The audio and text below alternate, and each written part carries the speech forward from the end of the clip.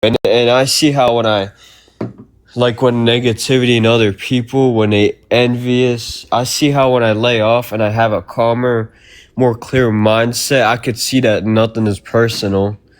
And if when I pray for them to heal, I could see that there's never a hater that's okay. I've never met a hater, now that I think about it, that has been okay, like that had nothing wrong with them. Cause you could when you get enough clarity, you could breathe in and see in their life force the like the pain, the hurt, like the absence, like in their life force, like that's you could feel it if you get enough clarity, and I know I started to notice it's not personal. Yeah, well, like what I've been able to teach myself is to understand that, like, to develop a savior complex, to want to like save people, and it's just not the job, man. You know, that ain't the work. It's just gonna drain you. It's gonna drain you until you feel like you're it could drain you until you feel like you're dying. That's what happened to me, and I mean I've went through it. I think so I could learn like it's not it's not like my thing. It's not right to do, to please people that are going through stuff. I went through countless things, and just to God put me through it so I know and learn. So have you learned that you can't change anybody? Of course, changing people or whatever. That's not. That's like I don't. Yeah, I don't like to change no. But I just when I see God in this existence, I just stop caring about people. Really, I just see it all like. I just feel my existence. I feel like God is wearing everyone as a suit, including me. But God wants me to focus on myself.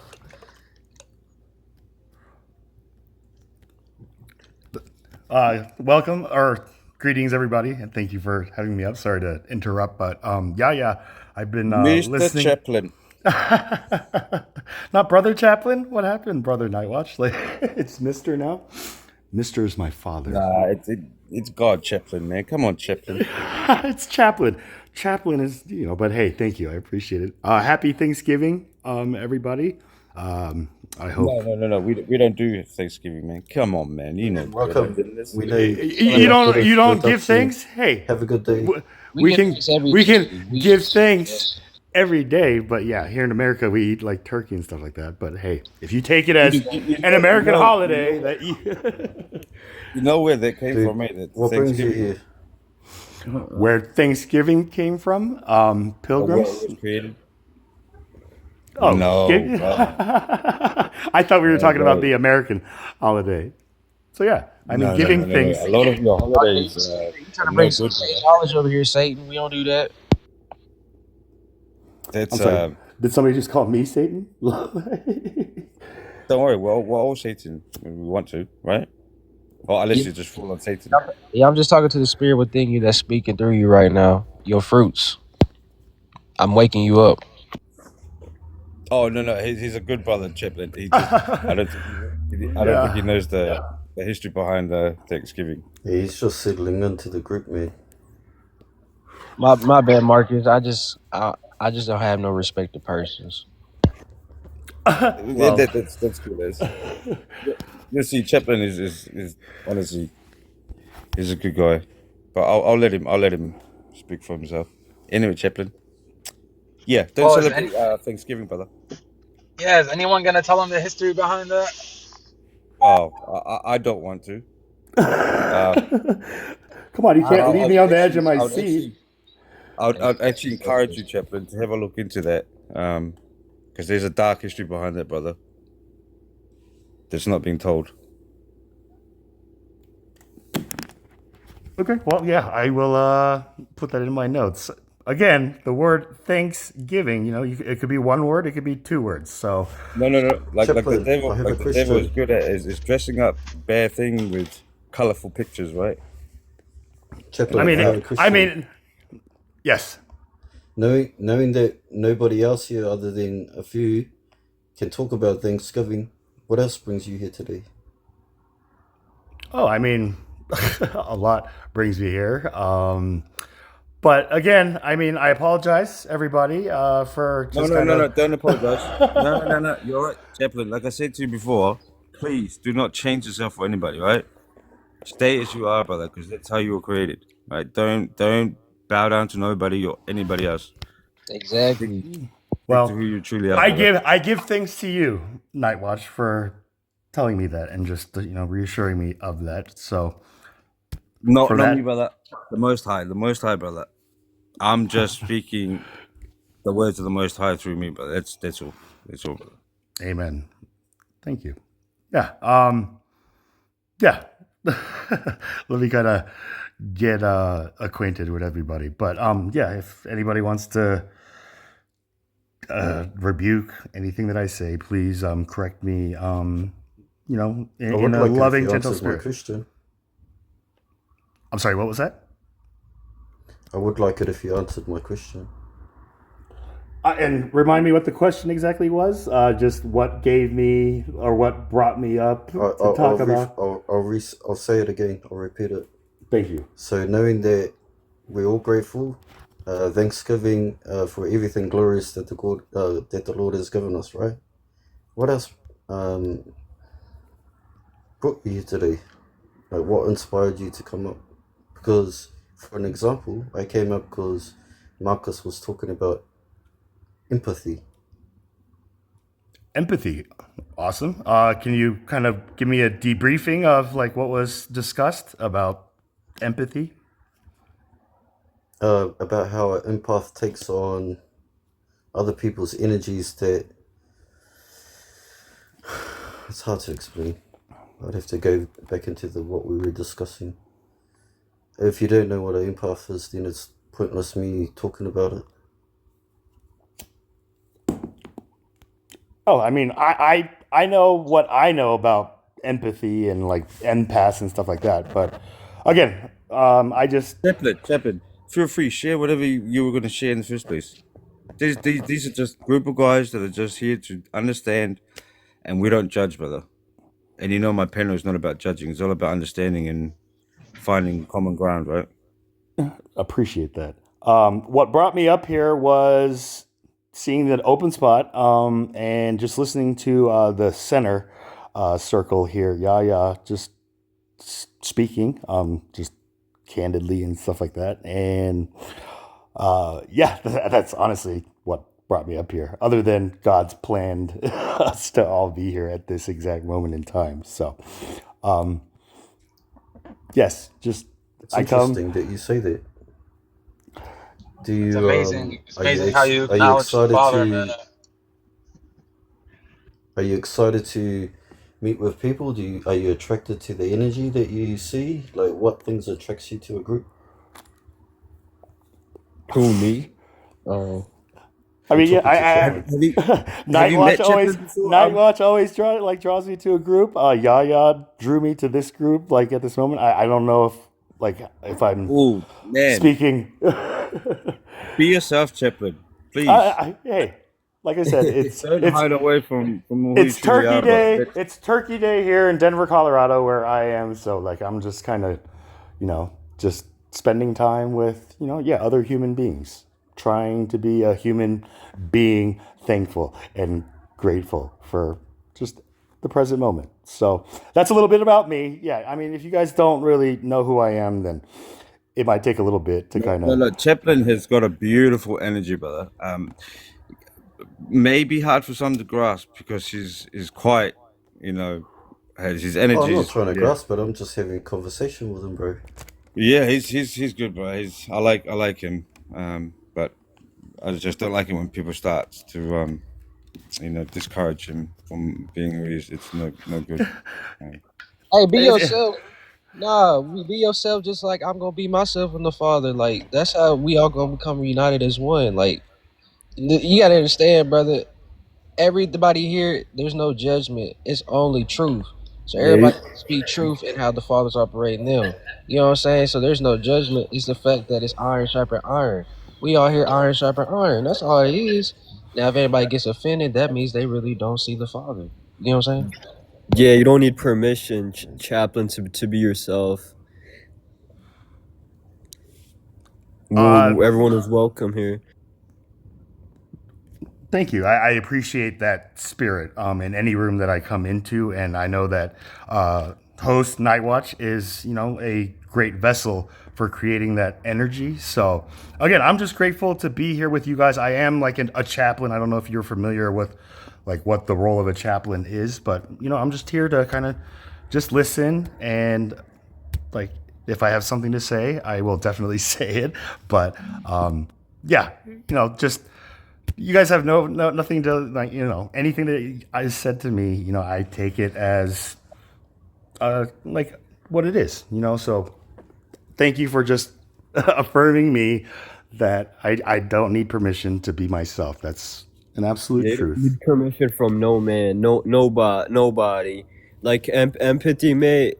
We all have empathy in our hearts, but empathy is mastered when you just look at that at everyone and see like I don't need their permission to be myself.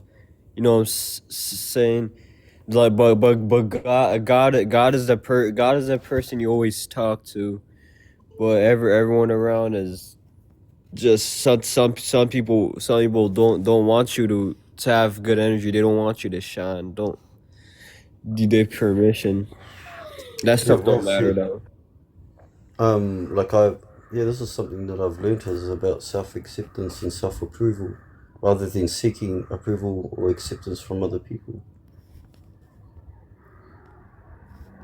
That's a good point. And the applause is a illusion. The applause people give you, even the compliments, the strength they see in you, it's all illusion. It's all illusion and lie. Sometimes they could see you as a really strong figure, although they're not quite seeing your full potential, or they could see the good that you did. They could see what they get out of you, but not all the things that you've been through, not all the darkness that you walked through, just to be who you are or survive. They're gonna the applause is an illusion. Yeah, it was interesting, something that you said before, and that was people pleasing.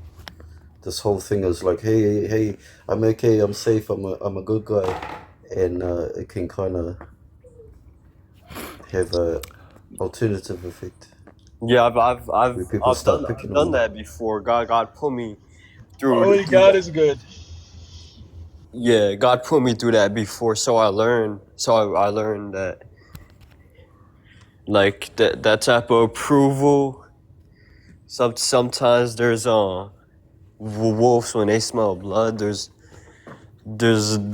nothing good comes out of it when wolves don't bleed in front of wolves. But are we to blame the wolf for being the wolf? Hey, yeah, I love wolves, man. Come on now. Me too. Consider myself a wolf too. So love That's what he wolves.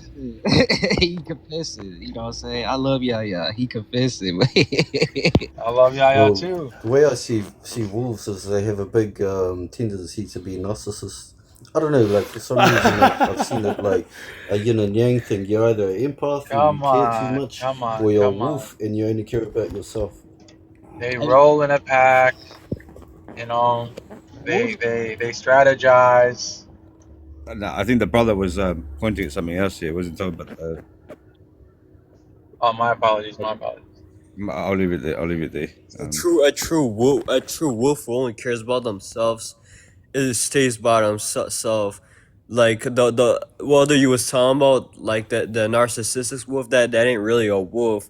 A true wolf, there's only one wolf, one moon. In a wolf's world, there's only one moon. So like the wolf knows solitude, and like the wolf is not selfish for no reason. The wolf just like So you're speaking of a lone wolf? Is that what you're speaking of? yeah, Yaya? that's what I consider. There is no lone wolf. There's a They all roll in spectrum. a There's a pack. lone wolf, and then there's pack of wolves, right? So it's like which are we, or if we No, no, identify but No, that. we no, could there all is be no a such pack of thing as a wolves, lone wolf. but then we can be our own wolf.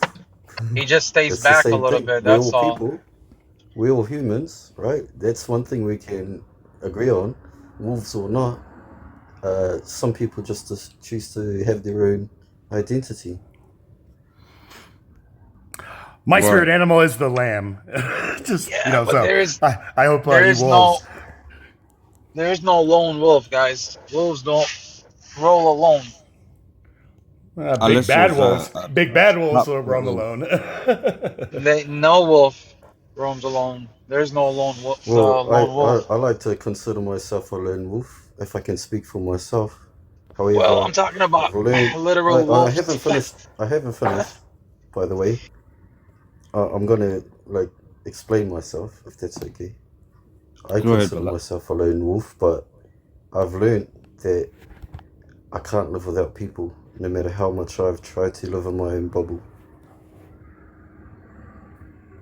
Why is it? What did you see within yourself being alone that you couldn't?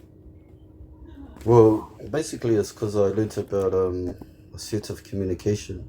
Like, how was I communicating myself? I was in so much defense. I was in defense mode the whole time, thinking that everyone. Someone brought it up before. I think it was the guy next to me. He said something about taking things personally, rather than taking it on the shoulder or something like that. It's like what you said before, and the way I would Take describe what it somebody was was I saying in a used to, group like yeah, this. taking it personally. It's Yeah. like wearing you said something about headbutting, and I thought about this the other day. It's like, oh, here's my heart. It's not on my chest. I actually put it on my forehead, and it gets headbutted every now and again, so I get my feelings hurt. Yeah, I hear you. Yeah, but nobody's really alone, though. You think about it. God is in you. So Amen. feeling that if you ever feel alone and void, that means you're not. I mean, I'm not saying you, but speaking in general, somebody's not acknowledging God and is far away from people. That would, to me, because I've experienced it. I've experienced that void. Um, but I'm thankful that you know, back dwelling with the Father. Yeah, it's like That taking the world upon my shoulders and things like that. These are the things that I like contemplate a lot now. And when people used to say, "Oh, he wears his heart on his sleeve," I understand what that means now. Yeah, it's out in the open for everybody to click on. Yeah, If you're not watching it, yeah. I was once too, but not for people to pick on. It was to help people, feel their pain in some way. But in doing so, along the way, I kind of found it was either being used, being stabbed at, or just being abused. So I learned to let's not do that. That's not helping. It's helping others, but it's not helping myself. Abused, used, or accused is how I like. Those are the three that I Nice, usually. I like that. Nice. But yeah, I mean, that's human nature. That's one of the things. I'm 44 years old, so like I have I used to do stand-up comedy, so this is where like applause is something that like I watch people like applauding UFC fights. It's that kind of applause where it's just like I didn't even like say the punchline yet. You guys, it's just like, are you guys like? But thank you for that. hit it again, Marcus. Hit it again. Yeah, now's the time. So we had that drum roll thing, but My apologies, right? for me as a comedian, Charlie Chaplin had a brilliant quote that said, "My pain can be the cause of somebody else's laughter, but my laughter should never be the cause of someone else's pain." And that like really changed how I viewed like my pursuit to be a comedian, because I had like this gusto at like I had a lot of pride to kind of like prove to my father, who like came from nothing and built. He's a self-made man, and I'm just like a trust fund kid, you know. So I've had this like this weight on my shoulders, you know, from an early age. But with God, that my mother gratefully instilled in me, just to be able to know that He's always watching and listening, and if we ask, like He will, you know, like receive, you know. And this is where I didn't even get to know who Jesus was until I was 35 years old, when I had like officially quit comedy. I left comedy, which was a scary thing. It was a big leap of faith for me because I had invested 10 years in this pursuit. And I realized, you know, that they want you to be something that, you know, they tell you to be. And I tell them, just like, like just because I'm Asian doesn't mean like I want to be typecasted as just like the Asian guy type thing. And they were just like, well, you know, then we'll find another guy. And I was like, all right, then go find another guy. Go find another guy. You know, if you want me, I'll do it. You know, I have plenty of like time. I have fun when I get to, you know, like speak in front of people, interact with people. But, you know, I don't know, like doing comedy and just like being in the mindset of just looking for the punchline or a joke in everything that I see, you know, I realized just like how adolescent I was actually being. And so it took me a while. I came upon a phrase that says, you know, the day children realize all adults are imperfect is when they have now become adolescents. And the day they can forgive them is the day we have become an adult. So I don't know if that kind of like plants a seed with any of you guys, but I really had to. Yeah, it does. It's interesting because like earlier yesterday, I was trolling a few people, and like every now and again, and I'm not a stand-up comedian, but I can only imagine what it's like, right? Because laughter is the best form of, or it's the best medicine. That's how I see it. And some things I'm like, oh, I'll throw this one out there, and if it doesn't get a reaction or a response, I'm like, okay, maybe that's not so funny. So I can imagine what it must have been like for you when you were a comedian. Why did you step away from it? Ooh, very thought-provoking questions, brother. I'm sorry. How do I say, can I refer to you as Elliot or Yes. Wartaki? Thank you for just these deep questions. Honestly, there's a saying: there are comedians and comics. One just says funny things. The other says things funny. You know, so like again, this was just kind of like one of these parables that I like stumbled upon. It was actually with one of my idols that I got to meet, but he actually like perceived me as it's a strange story. I don't want to put his name out, but I left comedy because I realized like I can be somebody who is able to just say things in a like funny way, rather than trying to be the guy trying to say funny things, if that makes sense. And you know, like today I still have like that comedian or comic, whichever one it is, in me, with the love and spirit that I know now at 35 after retiring from comedy, that Jesus Christ is the one who gave me this heart like filled with just love and gratitude for just like this life and just, you know. So again, like I like found myself like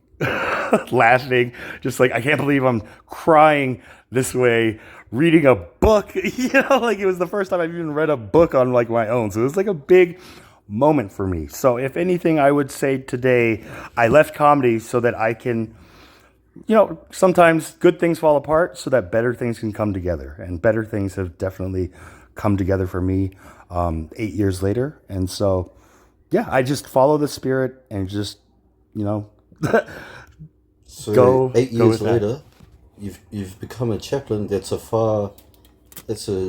miles apart from being a comedian. That's very interesting. What joy has being a chaplain brought to your life?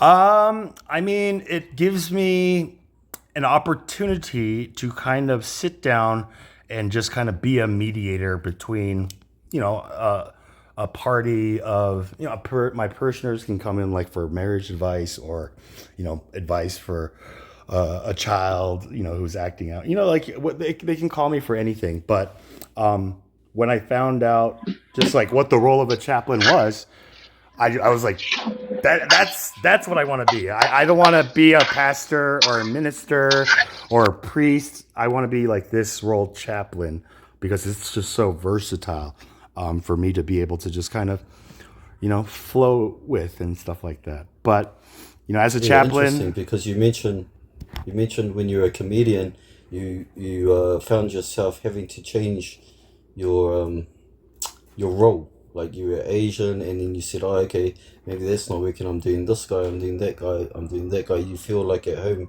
where you're at now. I mean, even on stage, I was just like the person I am. And that's the thing, like comedy for me began as a form of like therapy, because I'm South Korean. I'm the first generation American born from my parents who directly immigrated here from South America. So, I have like this thing where I'm 100% American. I'm 100% South Korean, so I just am who I am. But when I would like kind of go out for, like, roles or auditions and stuff like that, I was told, you're somebody who wears his heart on his sleeve, and just like, but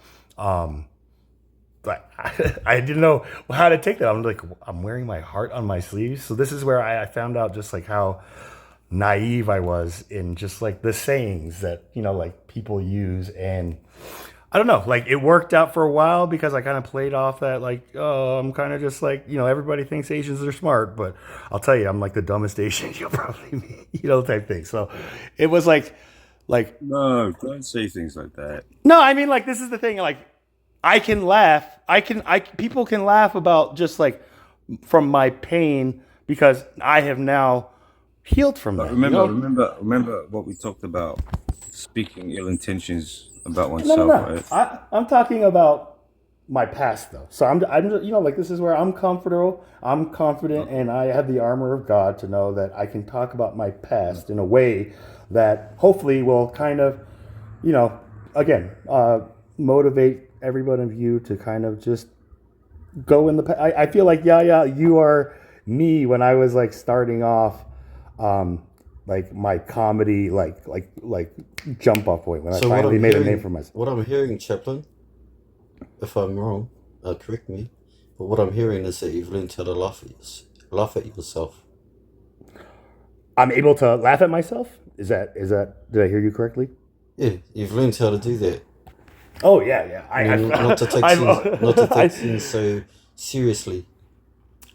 That part was more difficult. I'll tell you that, because, like I said, there came a point where people's applauses and people's laughter started making me feel hurt. So it was like this thing where my laughter, like from my pain, was like bringing me joy, but then now the laughter I was sharing about my pain no longer felt the same way. It felt like I was just being mocked, or like I was like some like puppet, or just, like the gestures, I'm here to just like entertain you guys, and then you forget about me or whatever. It's a very fickle relationship between like fans and like, just that kind of thing. Even here on TikTok, we get a sense of it. Just like, how many followers do we have? How many of those followers do we actually know? And how well do we know those that we think we know? Like, so it began with Facebook, where I found myself in a place where I was seeking validation from just pleasing people in whatever way that I can. And like, it was when Facebook just got introduced to my generation. I'm the millennial generation. And so I was like part of that beta test group that kind of got hooked on social media, and just, started developing just some mental issues. Mine was just, like I saw things that I was like setting on my privacy setting, like only I can see, only friends can see, everyone can see. And I would just be like staring at like my wall, just like, why am I like hiding this and not this or this, And so like I said, I'm somebody who just constantly is self-reflecting and self-peeling, and just analyzing myself like every day, all the time, to where I have like, like OCD. I'm bipolar. People have called me, but I'm a genuine like You're none of human. those. You're Well, not bipolar. You're not. What was the other one you said? OCD, obsessive Yeah, you're compulsive. not OCD. You're I none of did. those. I'm very OCD about just like semantics. This is where I No, can but take this the. is this is why I say, and we speak about it a lot with this group of guys, is that when you start uttering things that you don't want to be, it becomes you, right? Right. And Because so nobody wants to I know be doctors, OCD. Nobody wants to be bipolar, right? I But that know, is what right? humans So are. Well, we can be No. happy. no. No. That's what somebody has put on you, right? That's what their judgment of you is. But who said that's not perfect? Who said they're perfect to give you their judgment? That's Every exactly what I single told person. those professionals who were telling me, like, we think that you are probably bipolar. I was like, what does that mean? They're like, well, you seem, like very happy, like one moment, and then you just kind of like can like go down and then back up and then go down. And I'm just I'm like, something. that's what bipolar is? Just like being in the present moment and just like feeling what I'm saying and stuff like that. And I'm just like, and what do you want to do about this? And they're like, well, we can prescribe you some medications just to make you like the people I see in commercials Yeah, holding like a Chaplain, weight. I think I need to tell you something. Tell me, yeah, please. May I? Absolutely. You don't need permission, right? Once, You don't need permission for me to tell me once, anything. yes, once, I was injured. I was in agony, terrible pain. And when you're in pain, you can't act no more. You're gonna act like you're in pain. And I was suspected for having like serious mental issues because I was just suffering. So you just breathe it in for a second. This world is full of lies. While you're trying to understand and see, let's just take a deep breath in, and like just see it, and like just all that external stuff. Just cut it. It's almost like you snipping it with a wire cutter, bro, and never think about it again. That Yeah, like that's how I like feel like I've like acted towards like all these professionals who are telling me just like, yeah, we usually give medication to people. I'm just like, this is why people are the way they are. no, They're just Chip. What you have to remember is that that's outside of you. That's somebody else's mind and thoughts and thinking, right? That's them. That's a them They're problem, not a cursing you you, problem. bro. They're cursing you with their tongue, and when you acknowledge it, Exactly. those curses come upon you. I It's mean, an okay, illusion. okay. So this is where I like acknowledged what they were saying, but I told them just like, I'm okay with this. I don't need your medication to suppress who I truly am inside, right? And I told them that. I was furious. I was like Jesus flipping tables at this like psychiatry office. Just like, I can't believe this is how you guys treat patients coming in for like assistance. And, like I was just shocked again. So this is what kicked off my pursuit to become a chaplain, because a chaplain is somebody who is a therapist, a counselor, right? I don't charge people who need to talk to somebody like these people were trying to do with me. I don't offer any kind of medication or anything, so you can't come to me for like if you need just somebody to listen to you, guide you, like I can do that for free all day long. Like that is like the gift I can give with what God has blessed me with natural talent. So, um well, I like what you're saying about that natural talent and Yeah, stuff. I mean, natural resources are free. You're gonna continue to get more talented. Just know that if someone is trying to give you or trying to poison your food or drink, they're not gonna tell you it's poison or else you won't drink it. They're gonna tell you that's gonna heal you. If someone piss in your cup, they're not gonna tell you it's piss so they can give it you. Same with medications, it's poison, and it weakens you, bro. It does not help you. It's all lies, and like the bipolar,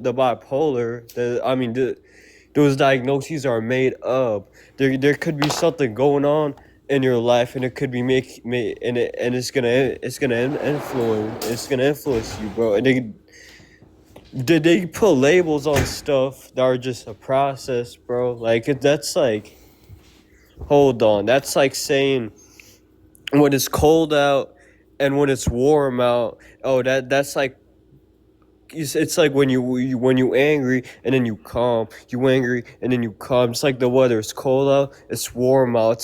Think of them trying to give the weather a label. I'm terrible at explaining, No, but you're it good. will. You're doing good. You're doing perfect, brother. Yeah, So yeah, just man. I have to tell you, bro. You sound like you're young, which I know you're very young, but you've also gone through some stuff that maybe none of us Yeah. have gone through. I mean, And I've been honestly, in the I have to system. say that Yeah. God really does have a good plan for you, brother. Of course, bro, and I know how easily the system could be bending and how much lies and BS is in it, and how easily people fall for it. But I just see it all. I've been in it and like manipulated the system while I lived in it for all the years I've lived in it. And I've seen, I just know so much about the system aside from all the obvious stuff that the government does to slave people. And like, But remember, and my yeah, life it's is not good. it's not Not government, right? It's not the government who's doing this. It's the people who are corrupted the government that we, the people, like entrust like these politicians to serve us, but then that we find out they only serve themselves by like just manipulate. So this is where like, can I ask you a question? And feel free to. I've got a question. Sorry for questioning over your question. Like you mentioned government, and there's a whole lot of people that don't exist. If you ask me, like I've decided how I feel and how I think. yeah. I guess they don't really matter. They don't really matter to you. Like, they don't matter to me either. Well, it's that kind of like rhetoric though that can also get one in trouble. Like you guys have all been trying to like just protect me from just like self-deprecation, but again, these words. I've been trying to I've there's been doctors trying to convince me that I have issues. Been trying to convince me almost forcefully to take meds. Dude, I've had so many of those, and it doesn't affect me. I don't care about that. They don't exist anymore. They have no power over me. Like I'm sitting in peace. It feels God got a great plan for me. I ain't falling for none of like their lies. They So what have you done to wean yourself off medication? when myself admit it, I didn't take it. I just told them that they're just dumb. I just told them that they don't know what they're Because saying. it's just like myself. Like I'm an addict. I like weed. I like dope. Right. What I've done in the past is like I know what's best for me. I've been through rehab. I've tried the minimization thing to a point. It's like sometimes I cross addict onto other things like coffee or mobile gaming, for example, I'm gonna or tell you. even I'm gonna tell TikTok. you. At the moment, I'm addicted to TikTok. It's safe, right? Because I'm talking with other people. It's I'm nothing's going to affect me. I'm not going to lose money over it. I'm gonna Probably tell I'm you. just I'm going gonna to tell you lose sleep. something. Well, addiction is an illusion. Wanna know what I mean by that? I've been through addiction, like like bad addiction, like heavier drugs, like younger age. But I noticed something. You may be seeking like a purpose or seeking something. When I said dose out cold on drugs, I know that I was trying to seek like an enlightenment, like a type of high. I wasn't trying to feel normal. But when I left all that stuff, when God pushed me away from all that stuff, because I wouldn't have been able to stop it. God put me away from that stuff. I was telling another person this, and then I noticed that I could achieve the high and like this, like within me, like this relaxation without that stuff. It just like takes like time. It takes discipline, and then you could achieve these highs. Like you could be like feeling normal and like sober, and you could you could like whatever way you feel, because you still feel some type of way when you're sober. You could tell your brain, oh, this is the high, I'm relaxed. You could convince your brain like that. That feeling will grow over you, and you after that you just keep doing whatever you gotta do. Keep doing stuff that are beneficial for you, even if you gotta discipline yourself. And whatever feeling you get from doing those things, you gotta also convince yourself this is the high. Trust that feel will grow. That's and like I replaced it with that. All I was just seeking like a purpose. I was seeking a high, and a high doesn't always gotta mean drugs. A true high comes from yourself.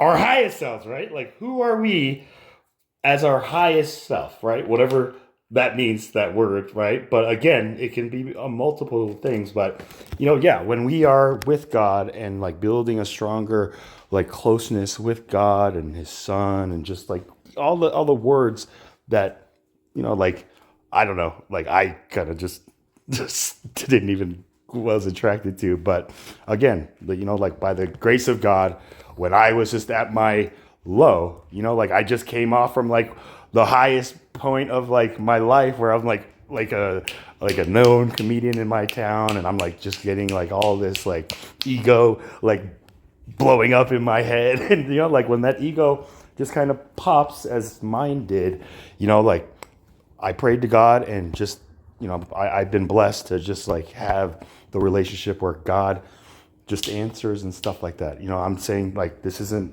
like something that happens for everybody right away, but it's something you build. Like it's like talent versus skill. Do you guys have any kind of differentiation between what is a talent and what is skill?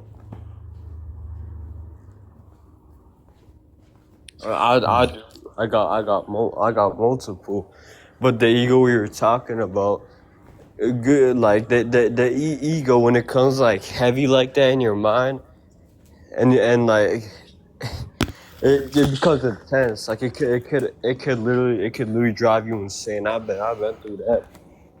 And so sometimes God puts us through like hard situations in life, which is sometimes the only way by humbling us, the only way it could free us from the ego.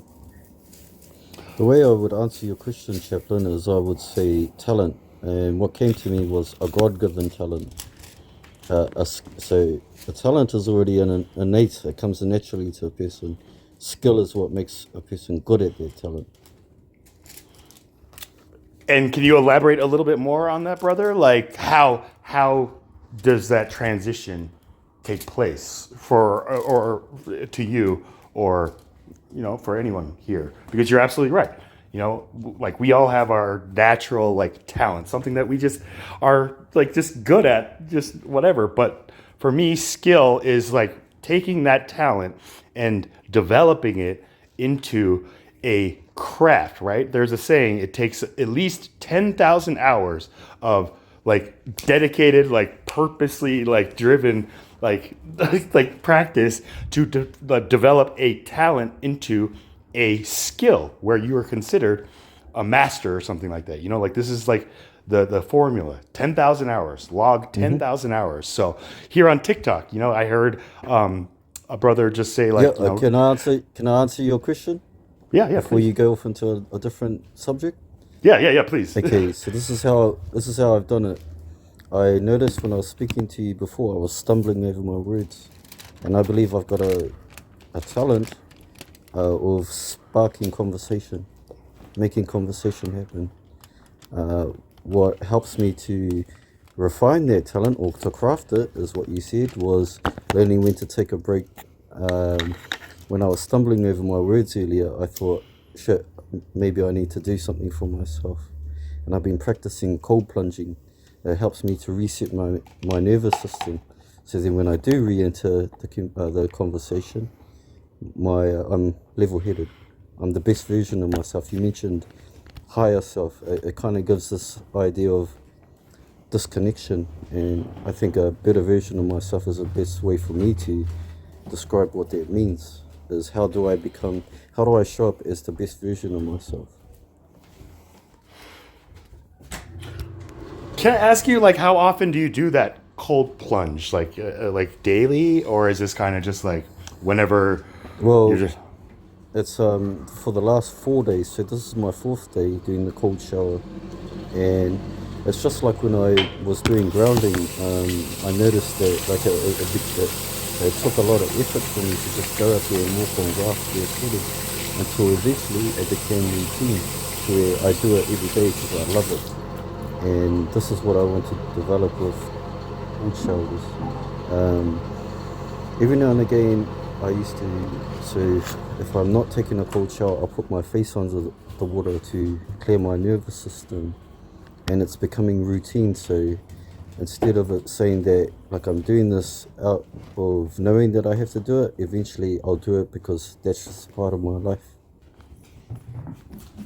Glory to God. I mean, I've never tried that cold plunge just because I don't know, like I like hot tubs, if I may. But have you ever tried meditation? I want to ask. Hold on. Sorry. I'm going to ask Deshaun before he runs off. Deshaun, you were speaking of something earlier on that we had started on, but then it got cut off. Do you remember what we were talking about, brother?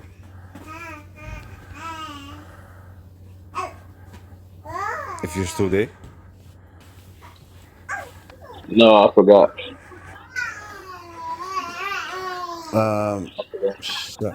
It's got to do with angels. I think it was. It started off with angels. I remember that. Yep.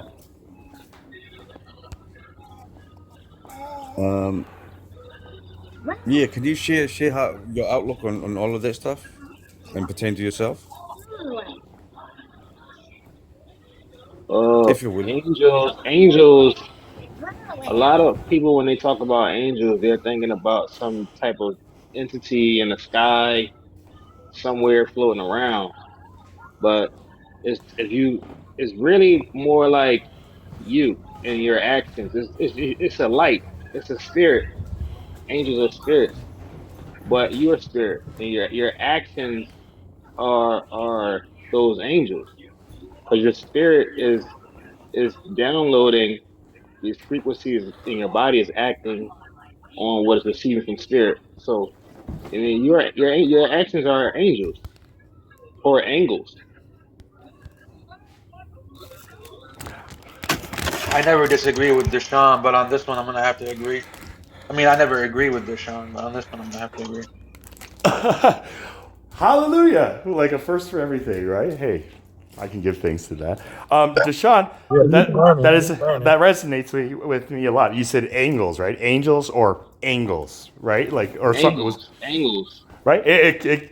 Like this is the thing where when I like write out the word, I'm just like, is it EL or LE? You know, I'm just like, I know a principal like AL is like the like person at school, but a LE is like the principal of like an idea or something like that. So it's like these mnemonic spelling tricks. But when I like thought about angels, I thought about like angles. Like what is a right triangle, right? Like like a 90-degree angle, and then it's got A side, B side, and then what is called the C, the hypotenuse, right? Like the thing that connects those You things. know, But another word for angel. It means messenger. So if you think about it, don't we do that every day? Don't we deliver messages every day? yes, I mean like WhatsApp, like Not even like WhatsApp, just anywhere. You know, yes, I can walk like down the Facebook street Messenger. and I mean, I literally have an app that I use called Messenger Facebook. So it's like yes, I send messages but let's like look. Let's let, what let's say about I have. beings of light? Like that's what I kind of think of all of us Yeah, human for beings sure, as. for sure, for sure. We're the light. Let's say I have a neighbor named Paul, 4 houses down on the left, and I have a neighbor named Mike, 10 houses down on the right. But Paul wanted me to deliver a message to Mike, so I'm gonna be that angel that's gonna go and deliver the message to Mike. Like not like a telegram though, right? But just like just No, I'm gonna, you know what I'm saying? Go to Mike and deliver the message from Paul. I'm the messenger. then do we ask ourselves? It's like Paul, why can't you just deliver this message to Mike yourself, man? You're only like 3 houses down across the street. What's Do you the point? It's like, do you really need me? And if he's like, I really do, then it's like, oh, thank God, because I was just wondering if you were, but at a point we might get tired, just like, like, why do you guys just have me? Like, you can't talk to each other. It's like being the kid who just like has to talk for the other parent. It's like, tell mommy, daddy's angry at her. Mom, dad says he's angry. Yeah, tell daddy. And it's just like, I don't know if that's ever happened to you as a kid, but No. But the original purpose of it was a trustworthy person or being to deliver certain messages, right? Because it cannot be passed on to a certain other or whatever may be in a long distant travel, right? It's not like the messengers like you're thinking of. It's a special task for a special message, which is, you could say, private, but it's a trusted somebody with that job. a mediator, right? Essentially, like they're a mediator between like two people. This is what science calls like a quantum like teleportation or a wormhole in that sense. Like how do you connect person A to person B who is completely like on the other side of person A? Can you create a traversable wormhole, or do you need some kind of particle to, like science is, fascinating when I kind of dove into this like talent that I had. I just want to go on about the message thing. Like a message can be direct, or it can be something that people don't even understand. Because I'm not a scientist, and when you talk about wormholes and things, I'm thinking about spaceships flying through space into holes, going somewhere, and I'm like, where's their spaceship going to? Star Trek or more Star Wars? Like this is where it's like, are we more Star Trek or like Star Wars, like space travelers in this kind of thought experiment? Because there is neither. Okay. So then, are you like Guardians of the Galaxy? We're inside of a firmament. There's no way out. This is an enclosed system. There's one way in and one way out through the spirit. I mean, one way in and one way out from the firmament, which is the barrier between heaven, the waters above, and the waters below, and then the earth, the dry land. That rises to, like these are terms. But when you say firmament, are you somebody who believes like the world is flat and that everybody's been lying to us and all this stuff? Like, it's not a sphere. I mean, in Alaska, they're not upside down right now. I know that for sure. I mean, no, I would say like if we go to Antarctica or like if we go to Antarctica, the South Pole, are we all going to feel like we're just like hanging, or no? Like this is where Alaska, like I think this is where my OCD comes in.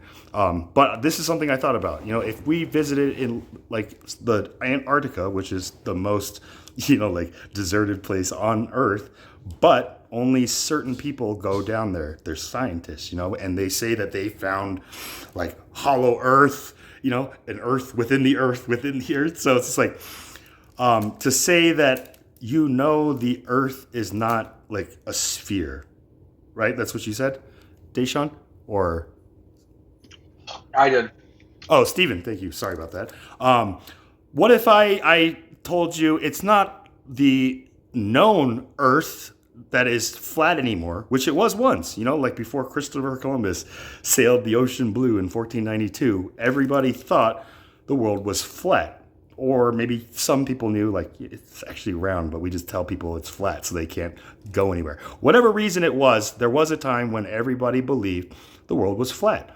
And then some man was just like, hey, I want to try to get to like Asia quicker. And then he ended up, like in the Americas, and everything changed. And it was called the New World, right? So there was now the Old World and the New World, okay? And then after in the New World, we found the new deception. They want to, they sold the whole deception of the world spins at 1,000 miles or 1,800 miles, and there's gravity, also not proven, scientifically speaking. Um, like there is no empirical evidence that we live on a sphere. So this is why I acknowledge the Bible when it talks about a stationary Earth with with a dome or a firmament. Right. What doesn't like a sphere have a dome? Like technically, like two domes, like just connected together. Like again, What do you mean? like you say, so it's just like when you say it's just a flat Earth with a dome, which is the firmament of heaven, right? And nobody can get out of this unless it's with our souls and stuff like that. I'm paraphrasing there, but like two domes. If you put two domes together, it makes a sphere. You guys get it? Like it's like a ball that unscrews in half, and then it's like two domes. Does that make sense? Like maybe this is a bad. Right, but I'm not saying that it's not a ball. All I'm saying is that, like, for example, the South Pole is not upside down. Does that make sense? So the South Pole would be a ring around the flat stationary Earth. Like, you ever seen the older maps, the 1587 maps, or every civilization has depicted the Earth to be flat and stationary, except our civilization. Our civilization referring to like like whenever the hell they came out with the globe idea, which was not too long ago. It was like what, in the go 1950s? Neil or Armstrong something? when Yeah, like 1950s, Neil I think, Armstrong is went to when the they moon. stopped teaching the flat Earth theory. Yeah. Everything before the 1950s. Everything before the 1950s. I mean, I could show you, bro. That they depicted the Earth flat. So what do you think happened in like this 1950 time frame that changed everybody's Deception. previous deception? Okay, so then Yeah. this is where what was the deception, do you think? By creating An illusion. okay, but who created the illusion first? Because the Russians, the cosmonauts, were the first one to get into space, and then the Americans like took that as like we can't let them outdo us. So then we as Americans, if you believe this or not, like supposedly, like put together this mission to the moon in like no time at all comparative to what like the other predecessor did. And this is like what I believe, is part of Look, you seem fire. smart. You seem smart, right? You, like, when it comes to science, I'm not. I'm going to be honest with you, but I do read what the information that they put out there. So, for example, they tell you about the ozone layers. They tell you about the Allen belt. They tell you what it does and what type of gases they are. But then somehow they lied to everybody by saying we landed on the moon and we have footage of it. Now, that footage that they have that they showed you, wouldn't it be destroyed on the way back, going through the Allen belt and all the different types of gases, the layers of the atmospheres?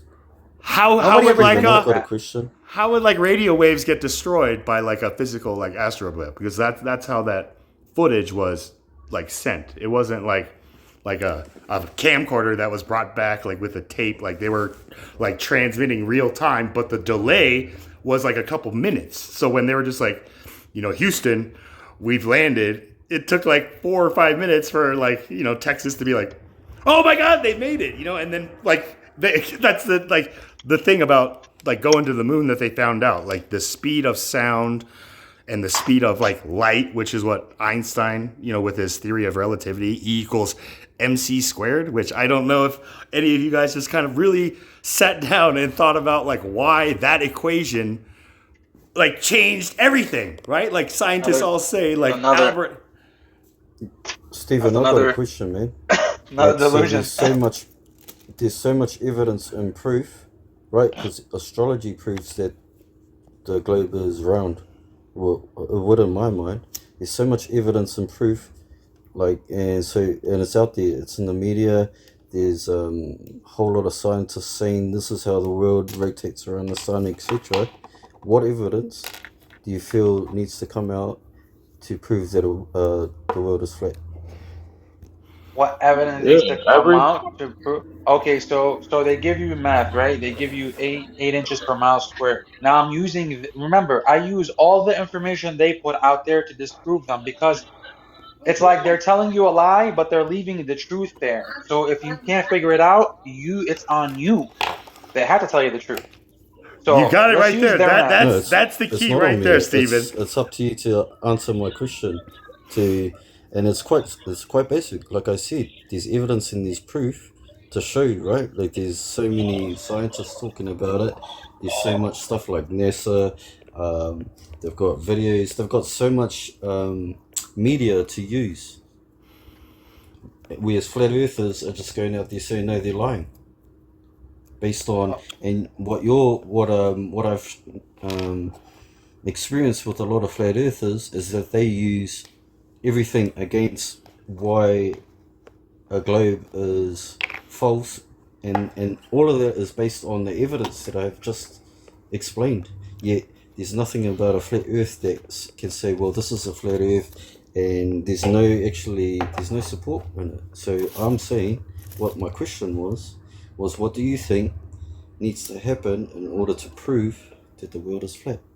Okay, here's the thing, right? So I'm gonna make it very simple. I can go out, okay? I can go outside using the earth, the ground. I'm not gonna look at the sky. I'm not even gonna bother with the sky. I'm gonna go outside. I'm gonna use the earth or even the sea. Which remember, it's called sea level. Water needs a container. It's always at rest. It's always level. Water does not curve, right? So if I went outside and I use the math that they use, which is 8 inches per mile squared, I can actually figure out if there is a curvature, if we live on a globe or on a flat stationary plane, Earth. But you cannot prove to me that it's round. You understand what I'm saying? Because you have zero empirical evidence and you cannot prove that it's a globe, but I can prove that it is flat. Does that make sense? Yes, and you're right. I can't prove But that it's a globe. the part that I can't align with, Stephen, is when you say just like we can't prove the Earth is a globe, but you can prove that it's flat. But that's kind of using your math, using the people who said we live on a globe, they say a curvature it's 8 inches per mile squared. So if I'm gonna do 100-mile experiment, right? 100 miles, there should be a curvature of 666 feet. So, I mean, so for example, like you've heard of that? Like the tallest building is in Dubai, right? This is a thing that's like almost like a building that's like a mile tall or something like that. Like, and this is where if you go to the top of that building, you can see the curvature of the earth from a canopy rather than trying to measure the curvature of the earth in a 100-mile range from a flat plane. Does that make sense? So it's like you can see if you're like looking out in the wilderness from the ground, you can't see as much as you can when you climb up a higher tree and then look around, right? When you're higher than the flat base of the plane, you get above that floor, then you have a different perspective, and therefore you will see something different than you did at the bottom, right? And this is where Einstein's like light. Everything is at the speed of light, So maybe I don't know. Maybe I can take you to that building one day and just be like, I don't know. You think that's fake, Steve? And if you're like, yeah, I'll be like, okay, well, at least we're here in Dubai. What do you want to do next? But again, what if there's a saying like, and I don't need to do that. I can go. I think these are one of those conversations where we have to agree to disagree. Oh no, I can go. I live in Michigan, bro. I can literally go on one of the lakes and I can literally see the buildings in Chicago. So from where I'm gonna be, I should not be able to see the high rises in Chicago due to the curvature. You understand what I'm saying? Using a probably a not even that powerful of a device that I can zoom in. You get what I'm saying, Chaplain? Me? I mean, I've never been to Michigan nor Chicago, but I know you guys got like the Great Lakes, and therefore you Yes. both are sea level. I'm Yeah, here I in can. Colorado, so we are Yeah, at a mile high elevation, right? So this is where yeah, I can. I can go I to Chicago on the water. I could take a boat, get on a boat, and go to Chicago.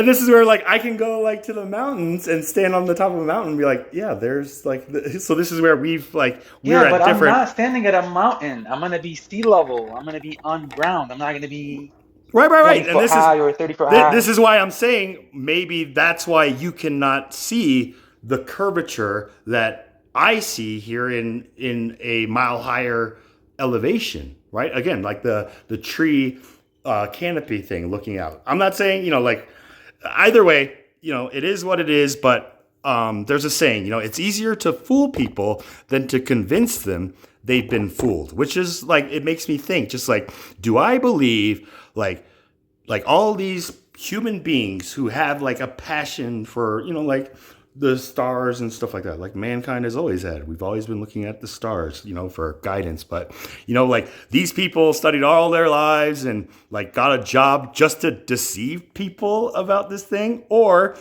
could the people who didn't get those jobs, they're the ones who are like, well, you know what? Like, I think this, and that's probably, it could go both ways. So this is where it all Well, depends on our heart posture. Do we trust our fellow human beings, or do we think everybody's just out to deceive us because one or two, or maybe a group of human beings are saying like whatever they're saying convincingly? Because I know right now it is now the known universe that is considered flat, if that makes bro, sense. it's more spiritual. The deception is more spiritual because believe me, bro, if people think that we live on a globe that's spinning at 1800 miles per hour and everything else they tell you about gravity, it's literally taking God out of the equation.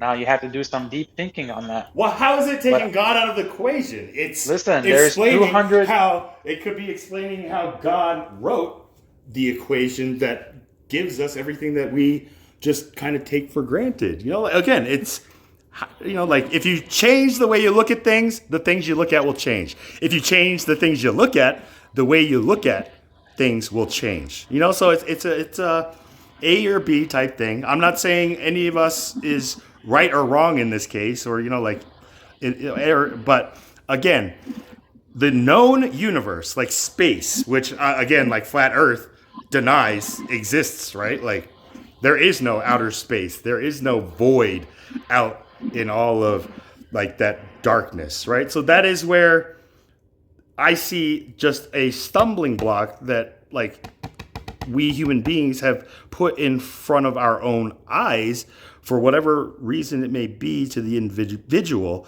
that just makes them not see what like those who can see and those who were shown also can see, like this is where again Leonardo da Vinci, one of the most famous Renaissance like geniuses of our human history, like said there are three classes of people: those who can see, those who can see when shown, and then those who do not see, right? And this is like a play on words, like not see, Notsee, like the group of the I do not see what you're showing me type thing, because I see what I am showing you, right? So this is where the biblical saying of just like, we cannot try to take a like speck out of one of our brother's eyes without being able to see like the Planck in ours type thing. And this is where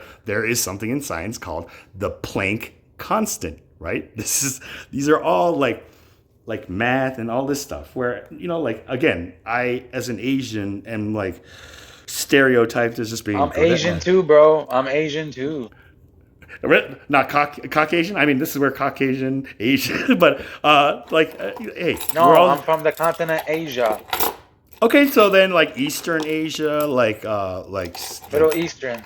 Middle Eastern. Okay, well, hey, we're all brothers, and in humanity and that stuff. But hey, I mean, like that is something where I don't know how Middle Easterns kind of see like the Eastern Asians and then like the Western European, like this is where You being in just the said it, middle. bro. We're all the same. We're all the same. The only reason why I said I'm Asian too is because you said you're Asian.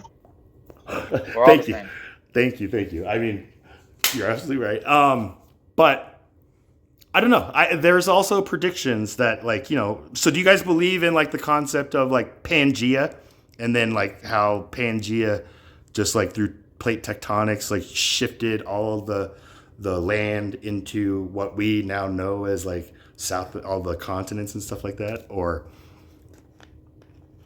do you guys kind of not even No, worry? I personally don't, but there is somebody goes by the name Dragon Earther. He has a bunch of videos that shows that we live on top of dragons. But I mean, On top to of each their own. dragons, on top of dragons, Like I said, to each their own, you know. right. That's something I gotta like sit down and be like, all right, walk me through that board. Like how are we all like standing on dragons? But each their own. Like this is where we as human beings have the free will to kind of sit down and try to take the time to figure out what this person like believes, or just be like, yeah, you know what, that's just ridiculous. Bro, he uses the Bible to prove it too. Crazy. Oh my gosh, this isn't our boy, is it, Nightwatch? Like, No. No, but I'm just saying, man. I'm just saying. Anywho, I'll send you some videos. I don't want to take up a lot of time talking about flat Earth, but I'll send you some videos, some actual like real science proof that we live on a flat Earth. Like, that's the thing, man. Like I said, we can prove that it's flat, but we can never prove that it's a ball, and they can't either. So then, how would like a flat earther like reconcile like people who buy telescopes and like point up to the sky and they can see like other planets and like all this stuff? Are flat earthers gonna be like, that microscope or that telescope is the trick right there? It's just all smoke and mirrors. Or are they gonna look in there and just be like, yeah, I don't know. Like I don't know if you ever thought about like something like that, but Well, notice how all the stars circulate except one that's in the center, known as the Polaris. North Star. Oh, I thought you were gonna say the North Side or the North Star. Polaris. So you were saying all the stars like revolve around us, like from our perspective, like looking up. All the stars dial, okay, and they're always dialing in the same motion. So at certain times they'll be in the same spot. If the world is spinning at 1800 miles per hour and we're moving really fast into the universe or space, whatever the hell they're saying, how in the hell are we seeing the same stars on repeat? And how is Polaris never moving? It's staying in the same spot. I got to think of where Polaris is. I believe like like this is where they're the North Star, right? This is where like sailors and stuff always relied on, like, that's the North Star, therefore like that's west, that's east, and that's where we came from, right? This is where living in Colorado, it's so easy for me to be like north, south, east, west. I just got to look for the mountains. I go to California or sea level, I'm completely lost. I'm just like, how do you guys get around here like north, south, like without this? You can't see the things. So it's like a completely different like sense that like just going down like elevation like confuses how I perceive like the reality that I knew before. So like I don't know, like this is where I What think if I was that to tell you? What if I was to tell you to just think of your brain, your whole head, right? Your whole brain. Put that on a plate, right? But the plate is smack in the center of that brain of yours. The brain represents the electromagnetic field, right? Which everything exists within. Nothing can go outside of that. And inside the middle of the earth is a black hole where the plasma sun is, and it projects from there to the sky where we see that sun that's yellow, right? Also, the moon is also in there, and the winds does never go past from one side. So if you imagine a round magnet with a hole in the middle, like a donut one, and the magnetic field, I don't know if you've seen the field that's around the magnet, it's exactly like that. But within that field is where we exist, is where we are being created, right? But in the center of that black hole is actually where creation is where everything projects from. That's where the true light is. Even though it's black, that's the true light. And the sun, if you can imagine the sun in the middle of that, on the edge of that black hole, just going around in circle, right? In and out to give you your summer and winter, which is north and south, right? And then the moon in the center of that twirls down to get your no moon some days, and it comes back up to get your full moon. So if you can think of a bench straw and a cup, and the part that's leaning out, the straw that's leaning out, that'll be your galaxy, right? It's tucked into that straw. And that, when the straw goes right around, on the back end of that straw, where the bend is, that's where the sun would be facing out, the other side. Because you can only see the stars of the Milky Way at nighttime. You'd never see it during the day. So that tells you that the Milky Way is actually tucked into the straw like arm. I'm just using that as a perspective, right? So you can get the understanding. And within that straw is also the planets. Now, at some stage, the planets do line up, and that's where you get your what do you call it when they call the moon going in front of the sun? Is what? As Eclipse. eclipse, right? It's not actually the moon that's eclipsing When the sun. moon goes in front of the sun, it's a solar eclipse. When the sun, either, right? but no, not either. These are two different conditions, right? Like one, like this is where we have to remember, like No, but listen. No, now you're gonna regurgitate what they told you, the scientists or NASA. You don't know that. I mean, plasma moon. No, the moon that you see in the sky, it's not there. It's plasma, brother. Same as the sun, right? It's a reflector of what's inside creation, which is the center of the earth. Yeah, Hence why greater it's a light no-fly zone. and Because anything, right. yeah, You're right, right. Marcus. Greater light and a lesser light. And with the planets, when you get your what was it again? When the sun gets blocked, a solar eclipse. Either a solar eclipse or yes, that'll be the planets coming in line. No, that's called a conjunction. It's called a what? A conjunction. Yeah. Conjunction But when junction. What's your function? I don't know if you guys watched that Schoolhouse Rock. Talking about there's a guy on here that started putting out his videos. This is how I learned from his theory, right? He's done an extensive study on it, and they've just come out recently and say that there is a black hole, but this guy has been on it for like the past 6 years. And the way he explains it, it makes a whole lot of sense, right? 'Cause everything matches up to, well, to me, I'm not too sure about you guys, but to me, it matches up because everything is in place where it should be, and how everything disappears in the day and it comes back at night. It's because it's tucked into the firmament or just outside of it, so to speak. His name is Lindsay, I think. Old fella. You guys should check him out. He's got quite a few videos on it, and to me, it's closer to the truth than anything I've heard before. Well, the round earth is far from the truth, I have to say. So, The Earth is far from the truth. Like, is that what you just said, brother? Like, I mean, I'll definitely. What was his name? the round earth. The round Earth is definitely true. Lindsay. Okay, Lindsay. That's it. He just goes by Lindsay. Yeah.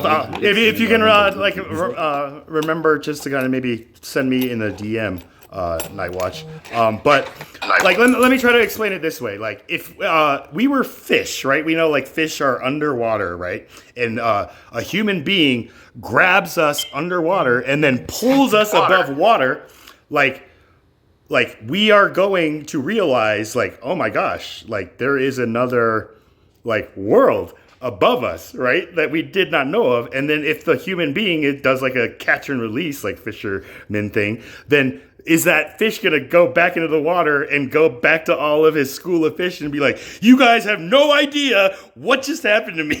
Like, I got caught. Does that make sense? That's the whole parable. That's the whole parable of Jesus making us fishermen of men, because we do the exact same thing. Fisher of men, right? Yeah. Like they were fishermen, but he will make them fisher of men, right? Not No, like fishermen of men. Right. So when we go out and we pull the men above water into a spiritual perspective, same thing. right. And there's like a really famous kind of allegory where it's just like a guru like was asked by somebody who was just like, I want to be just like you, and the guru just told him, if you want to be just like me, I'll meet you at the beach 5 a.m. He was just like, okay. And then 5 a.m. the guru's on the beach and he sees the person just coming up like all dressed up like in a suit trying to be all impressive, and he's just like, hey, sorry I'm late, I made it. And the guru's just like, yeah, let's go in the water. And the guy's just like, oh, and he's like, come on, let's just go with me, just go, I didn't tell you how to dress, but and then they go out into the water, and then the guru just dunks his head and holds his head under the water, and the guy's just struggling, like he's just like, oh my god, what did I just get myself into? And then finally the guru takes his hand off of his head and he pops above the water, and he's like freaking out, and the guru asked him just like, when you were underwater, what was the first thing that you wanted to do, or the only thing that you wanted to do? Like, what would our answer be to this? Breathe, right? Like, I wanted to breathe, right? It's just like that's how like we can become like that guru when we like feel like we are trapped under like water. The water's below the firmament, right? The water's above and the water's below. And now, like when you find yourself below the firmament underwater and you just are looking for a breath of air, right? The breath of life, spiritually. And then, when you finally get somebody who just like either like takes off the force that they were holding you down with, or that force, you can interpret it metaphorically so many ways, but to each their own. But it's that kind of like cycle, almost like the cold dunk kind of concept, where you just put yourself in this like super like extreme condition, and then your body resets itself, right? But if you jump into the other end of the duality in a hot tub or something like that, like you just feel relaxed and stuff like that. So this is where, like, I don't know if, like, I'm not trying to convince you, like, I'm telling you guys the truth, but trust me, I know what I know, and everything that we've just kind of, like, hear and stuff is just all scattered. The Bible says God scattered our languages and our people, to see, this is what they do when they all speak one language. Now let's scatter them and see what happens, right? Like, in the scientific world, this is like called the grand experiment. I don't know if you guys have ever looked this up, but you look this up and it appears to be a book about birds, but then you like go into it and it's just like a step-by-step 1 through 100 about like the state, like a prophecy almost, just like, first, number 1, like this is going to happen. People will get divided. Number 2, borders are drawn. Number 3, and then number 100, the last one, is how to continue with the grand experiment, right? So it's all an experiment, or what Alan Turing refers to now as a Turing test, which is a test to see if something is a machine or if it's sentient, right? And now we have artificial intelligence, and we are talking about artificial intelligence becoming sentient, right? And everybody's like freaking out, like it's going to be Terminator 2, like Judgment Day. But they are not hearing what is being said because their itching ears only hear what they hear, right? And if anybody tries to just kind of say anything else, it'll either go in one ear, out the other, or just completely not go heard. That's the human nature. And so, like I said, my scientific like skill led me to make a theory. I call it the Big Pang theory, a play on my last name, P-A-N-G, which in Korean is actually spelled B-A-N-G, but it's pronounced bong, and bong in Korean means a room, right? I thought bong was just, I was like, I wish our name was bong rather than pang. But again, it's this double duality. And then so I played it off like the Big Pang theory, but when I came up and saw those words, it opened a door in my consciousness that said, what if the Big Bang, there's now a theory that the Big Bang is not when the universe was created, but there had been multiple quote unquote Big Bangs where everything behind it got sucked into this singularity point, and then whatever comes out the other side is the known universe, kind of like our timeline going from however they counted it to 0, right? There's BC and AD, right? So this would be a Big Bang moment where this singularity, our Lord Jesus Christ, changed the way we see time, past, future, present. Does that make sense? From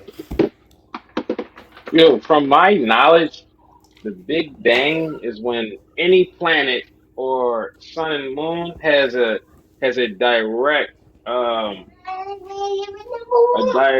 positioning with another source, or like the moon or Jupiter, or when the moon is red. That event is the Big Bang.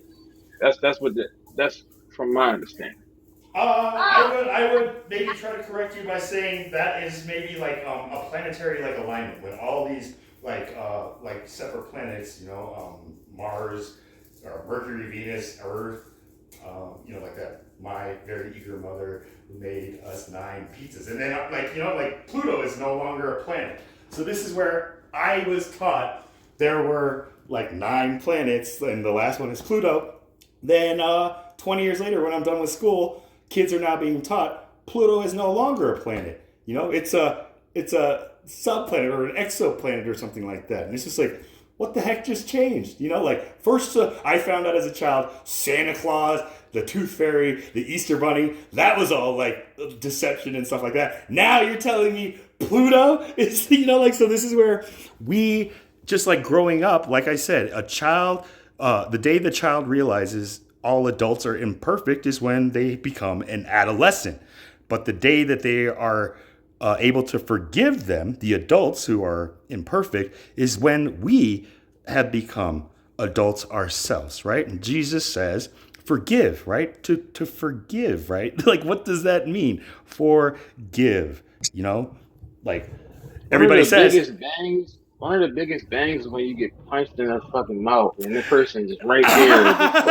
Right? That's one of those things where, oh man, woo. But again, that would be more of an asteroid striking Earth, a meteor coming in, right? That's what a punch is when our face is the Earth, flat or round, however you look at your face. But when somebody comes and makes contact with their physical body, that is a collision. That's what is called a collision, an interstellar collision. And there's all this talk about this comet called 3I Atlas, where they're just this is the third interstellar being within the last what is it, 2017 was the first one, Oumuamua, which is Hawaiian for the first messenger. We were talking about angels and stuff like that. And then there was the second interstellar comet in 2019, Borisov 2, and then now 3I Atlas, which was, confirmed in July 2025 this year. And now everybody's closely watching this, and Chaplain, let me interject here, and I'm going to ask you this: do you trust the government? Do I trust the government? I mean, I ran for president. Remember, did I tell you the last election round with Trump and Biden? I did a social experiment where I was a registered like candidate running for president last year. You know, like I don't know if I told you guys that. So this is where Oh, wow. I saw how corrupt our American government really was. You know, like so when you say, do I trust government? I trust that the government is for the people. It's just the people in government who are not for the people. Does that make sense? So this is where So then, okay. So you don't trust the people that's in government. Now, if you don't trust the people who runs the government, how can you trust any information that's coming out of the government or any government agency, as in pertain to information? what NASA is a agency government agency. NASA is is a not. government agency. No, it's like this is what I know. $86 million per day goes to NASA out of our tax dollars, bro. It's a government agency.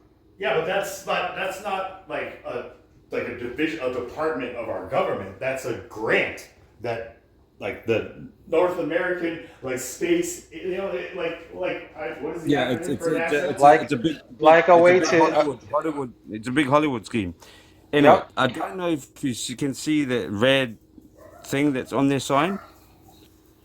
Have you on worked? NASA's logo, like the red Which is that? Which, ring the that goes serpent's around. tongue, right?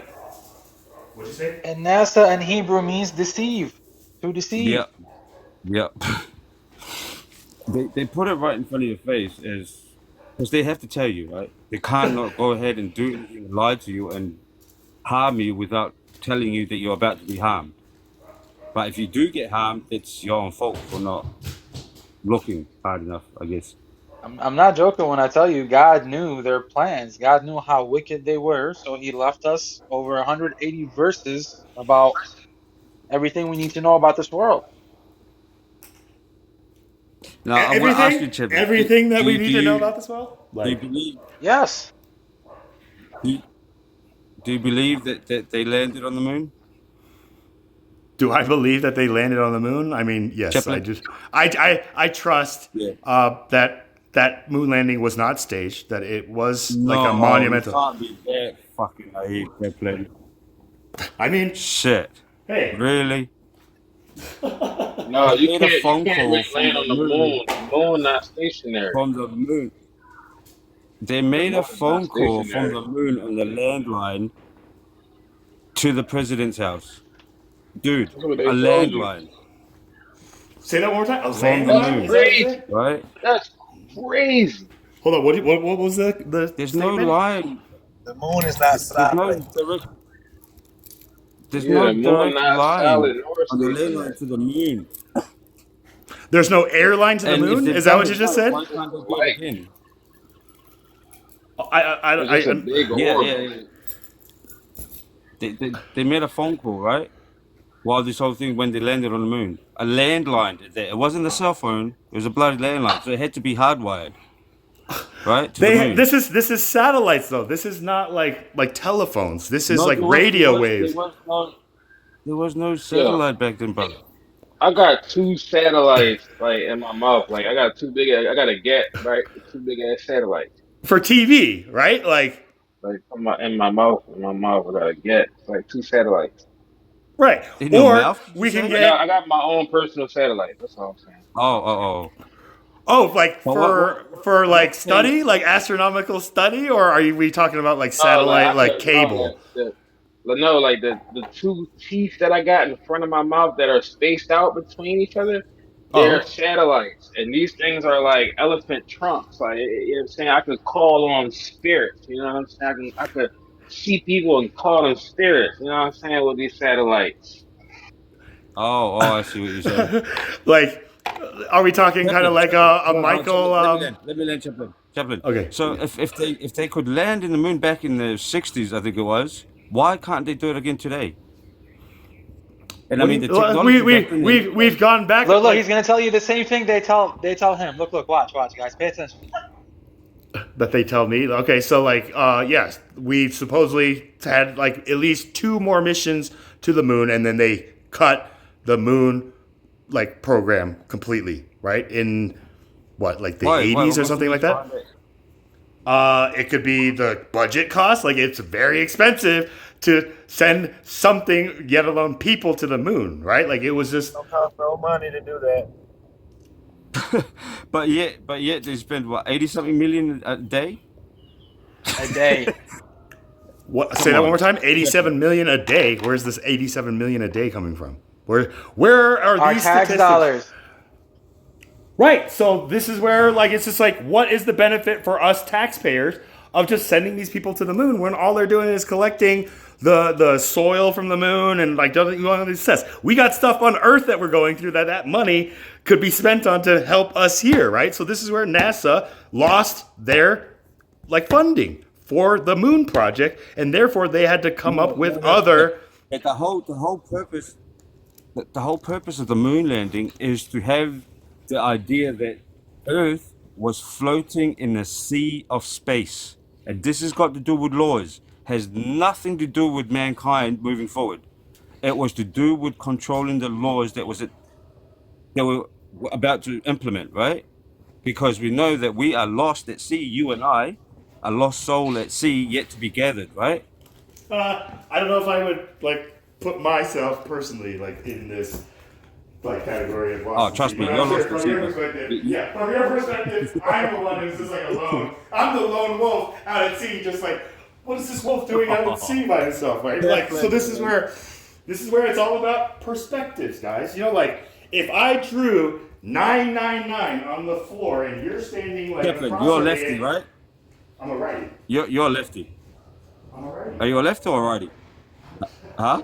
I just told you I'm right. But then again, You're I a know deep that New lefty. Zealand- You're a I know- lefty. You're I a know deep that. lefty. This is where, okay, you guys know about the Coriolis effect, right? Like, which direction, when you flush your toilet in New Zealand, Night Watch, does the water go? Clockwise or counterclockwise? Straight down, brother. It just goes straight down. It just goes straight down, right? Just whoosh! Just whoosh! Just like, you know, one of those power flushers because your dumps are so big. Oh, come on. Just because you can't see the light doesn't mean you down mine down. Come on, Chaplin. Oh, please. You can't take the heat. Oh, bro, you know, I'm just kind of thinking. No, this is a serious. Yeah. This What, is a what, serious. you have to walk away and say Yes. that, Chaplin? No. Oh, no, I'm kind of just, I was going to the bathroom to flush my toilet to see which way mine goes. Because I know the northern hemisphere flushes the opposite direction than the southern hemisphere. So my toilet water, when it goes down, when it goes all the way down, it just doesn't go straight down like the water goes around the bowl. I don't know if maybe toilets are different out in New Zealand. You know, I know Japan, this is not the same, but Japanese toilets are like luxury items. But if you're gonna tell me mine just goes straight down. Nothing to do with it. That's got to do with the flow of the water from underneath where it's coming from, right?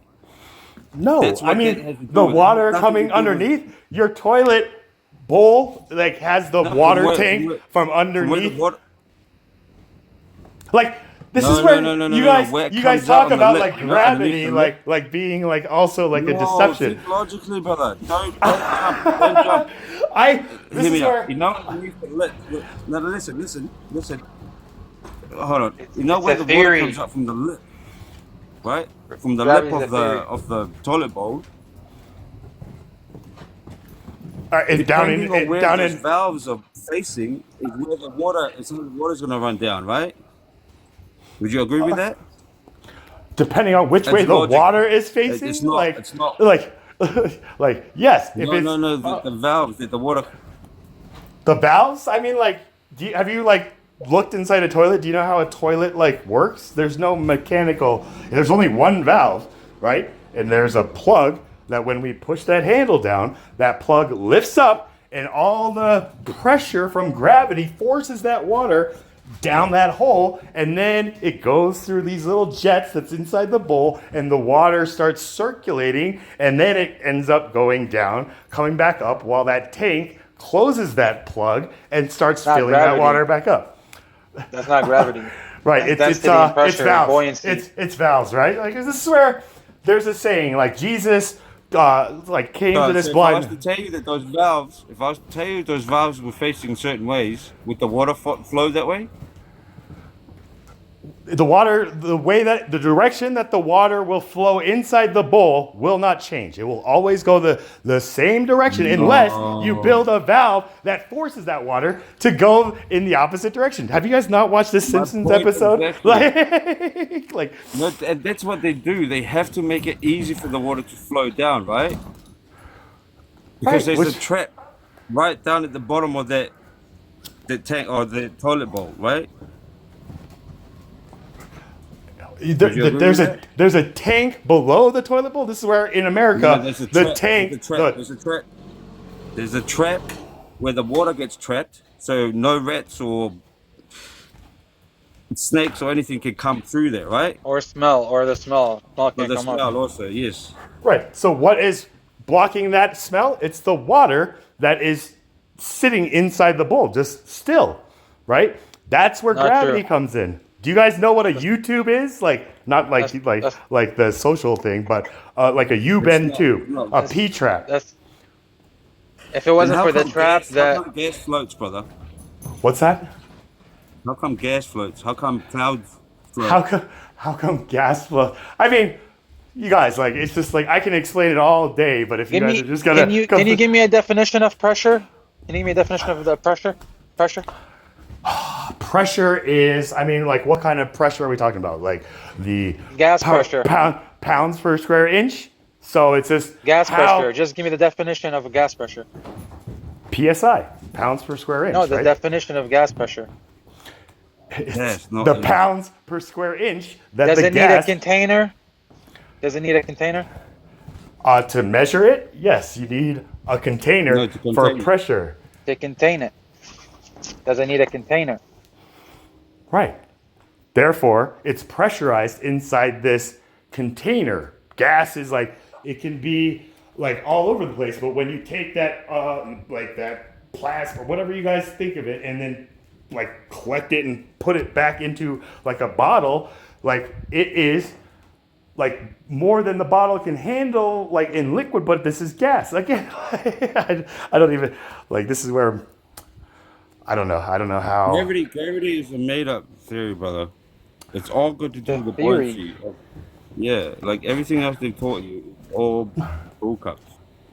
I'm Right. telling you. Everything that they've taught us is all BS, and we only know what we are self-teaching ourselves, right? So this is where No, you no. guys They tell only me taught I'm you- going to repeat everything that they've no. told us, and then you guys tell me something that another person is telling, like people. No. Observation. By observation, we know what density is. We know what buoyancy is. We know Okay, what is gas density? pressures are. Give me your definition of what density is or buoyancy.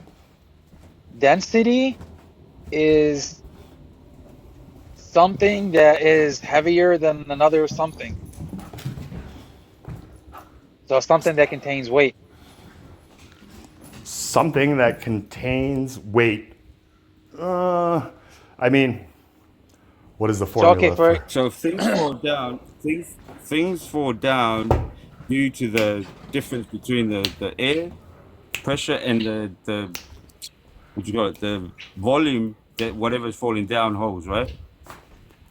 But whereas Like- gas is obviously lighter. Hold on, what did you just say? The volume going down holes? Are we talking about valves or are we talking about volume? Because volume and density are different things. I can't wait till the veil is lifted for you, brother. Right. I I really can't wait wish for it that I way. can't wait for that day too. You know, if you were on a live where I could go on my camera and write it on a whiteboard, that would help me a lot. So I'm trying to do this like painting like the image. It's a little difficult. I like the challenge, but again, you know, like, hey, you guys know what you know, and if you guys think that I'm the one who's lost and dumb, then no, hey. no, we don't think that at all. We don't think that at all. Okay, maybe We're not just dumb, saying- but we're I'm just- the one. we're- I'm the one, like I said, the lone wolf out at sea, just kind of like No, just no. grasping at straws. You're if you can comprehend the math that they give you, and you can grasp what they're trying to tell you, I'm pretty sure if you look at real science, something that we can, you know what a scientific method is, right? Do I know what a scientific method is? Like, yes. Yeah. Scientific method. I don't know what I don't think that word is Scientific real. method. There you go. So yes, I know what the scientific method is. So Look, so anything that we can repeat, right? Anything that we can repeat over and over and over that we can observe. has been technically Proven fact. scientifically proven by the scientific Right. method, right? So what It would is be that it would be a scientific method? fact. Step one is what? First, you gotta Make an observation. no. Before that, you need Or something before that. conclude. You draw. Damn it, man. It was like sixth grade shit, No, bro. you don't. Just fucking observe it, man. That's all you have to do and touch it. Work it. First, you make an observation. But what are you making an observation of? Right? You're just looking out and just being like, Anything. oh, Anything. science, science. Whatever you're trying to. Anything and, no, Okay. So like, anything and everything. we're all observing our reality, right? Our own individual reality. I'm observing my like pretty messed house right now. Like I should get like cleaning. But you guys are in your homes or maybe in another thing, but we are all here in this space, right? From all different parts of the world, right? And we are at the speed of light here communicating with us. This is where people do not get what is really going on. And this is where I try to lift the veil off people's eyes, but literally it's like the Matrix just being like, it's your choice, the red pill or the blue pill, only you can choose, you know, like, and then when you see the truth, sometimes like there were times where I was just like, I don't want, like, you know, like it's a big responsibility to be like the one who Okay. shares this like Okay, we can observe electromagnetism, we can observe density, we can observe how buoyancy. can we observe Hold that? on. Like, Hold on. you're- Just hold on 1 second. 1 second. It's a fact. Like these things we can prove as a fact, but gravity is a theory. It has not been proven. That's what I'm trying to tell you. Really? So like Newton and you know like this is where what do you mean gravity hasn't been proven but we can observe electromagnetic particle like that like you know it's just like It's you're it's telling literally me called you're telling me It's called scientific theory. That's what right it's called. A scientific theory. which is a word that doesn't exist, right? Scientific theory is something that is It's made a up. theory. Yeah, and It's the a word theory. scientifical just shows that this theory is Scientific theory, bro. there you go. Okay, so there you go. It's all about the language, right? This is where semantics is so important, but everybody who talks to each other says what they've done. we're arguing over That's what they've done. semantics. They've used the language to tell you their lies, to make you believe their lies, right? Yeah, I mean, Anyway, I'm not going to force you, Chaplin. I really do hope that the veil does lift for you, brother, so you can actually really come to the light of God. Because yeah, I mean, you are so under. if can I like run you through a thought experiment? Let's say that veil is lifted from me, and I'm like telling you guys, I'm like on TikTok being like, "Yo, you guys, you'll never know where I am. I'm in space, bro. Like NASA sent me up to space just to make sure I come back and tell people like, hey, it's all true." There's no space. There's no space. If he separated the waters above from the waters below and put a glass in between the two, what does it tell you? That That there, we that live in glass. an enclosed system. Okay, so you just We're in a said fishbowl, brother. We are in a fishbowl. exactly. That's why I gave you the analogy of us being fish and then getting pulled out of that world that we knew and seeing a whole different, like No. No, The water is no. outside the fishbowl. the water is outside the fishbowl, but there's also water inside the fishbowl, right? So this is where Yes. if you're a fish in a bowl, you know, like, and you see fish in the ocean, like while you're in the, you know, like that fish is gonna be like, what the heck? What are these people doing? You know, like that's the saying. Birds trapped in a cage look at flying as an illness, right? And some birds just aren't meant to be caged. You know, and that's the thing. The reason birds have wings. I suck at this, bro. I suck at this. I would like to invite you to one of my friend's panels. His name is Angel of Light. I mean, that dude can actually show oh my you gosh. evidence. Does he have like more to that name? Because I just like coincidentally came upon that name. Chaplin. Ali, share some light with Chaplin, please, and hope that the veil gets lifted for him. Because I can't do it. Please, like somebody, He's under his somebody phone. show me the light. Like, let there be light, please. Somebody, like. So we're all familiar with the saying then, blood is I'm sorry. What You're was cutting up, brother. Ali, you there? the saying, blood is thick as water. We're familiar with it? Yeah. I didn't catch all of that. Yeah, well, they left out a few words. Do you know what words they left out? I mean, I didn't hear all the words that you actually said, Ollie. To You be didn't catch honest. on? It was cutting out. I don't know if maybe it's my connection or something Yeah, like so that. it'll be mine. But it's just that saying, blood is thicker than water. Blood is thicker than water. They Okay. left out some words. So are we? Yeah. You know Are what we words they saying- left out? Hold on, because his Wi-Fi is no good. So let him land. Let him land. The words that they had left out was, the blood of the covenant is thicker than the water of the womb. Nice. So when we think of the saying blood is thicker than water, most of us think of this idea that family first. But then when you actually put in the words that they left out, the blood of the covenant is thicker than the water of the womb. What it's pointing to is something completely different than family first, something else first. Yep.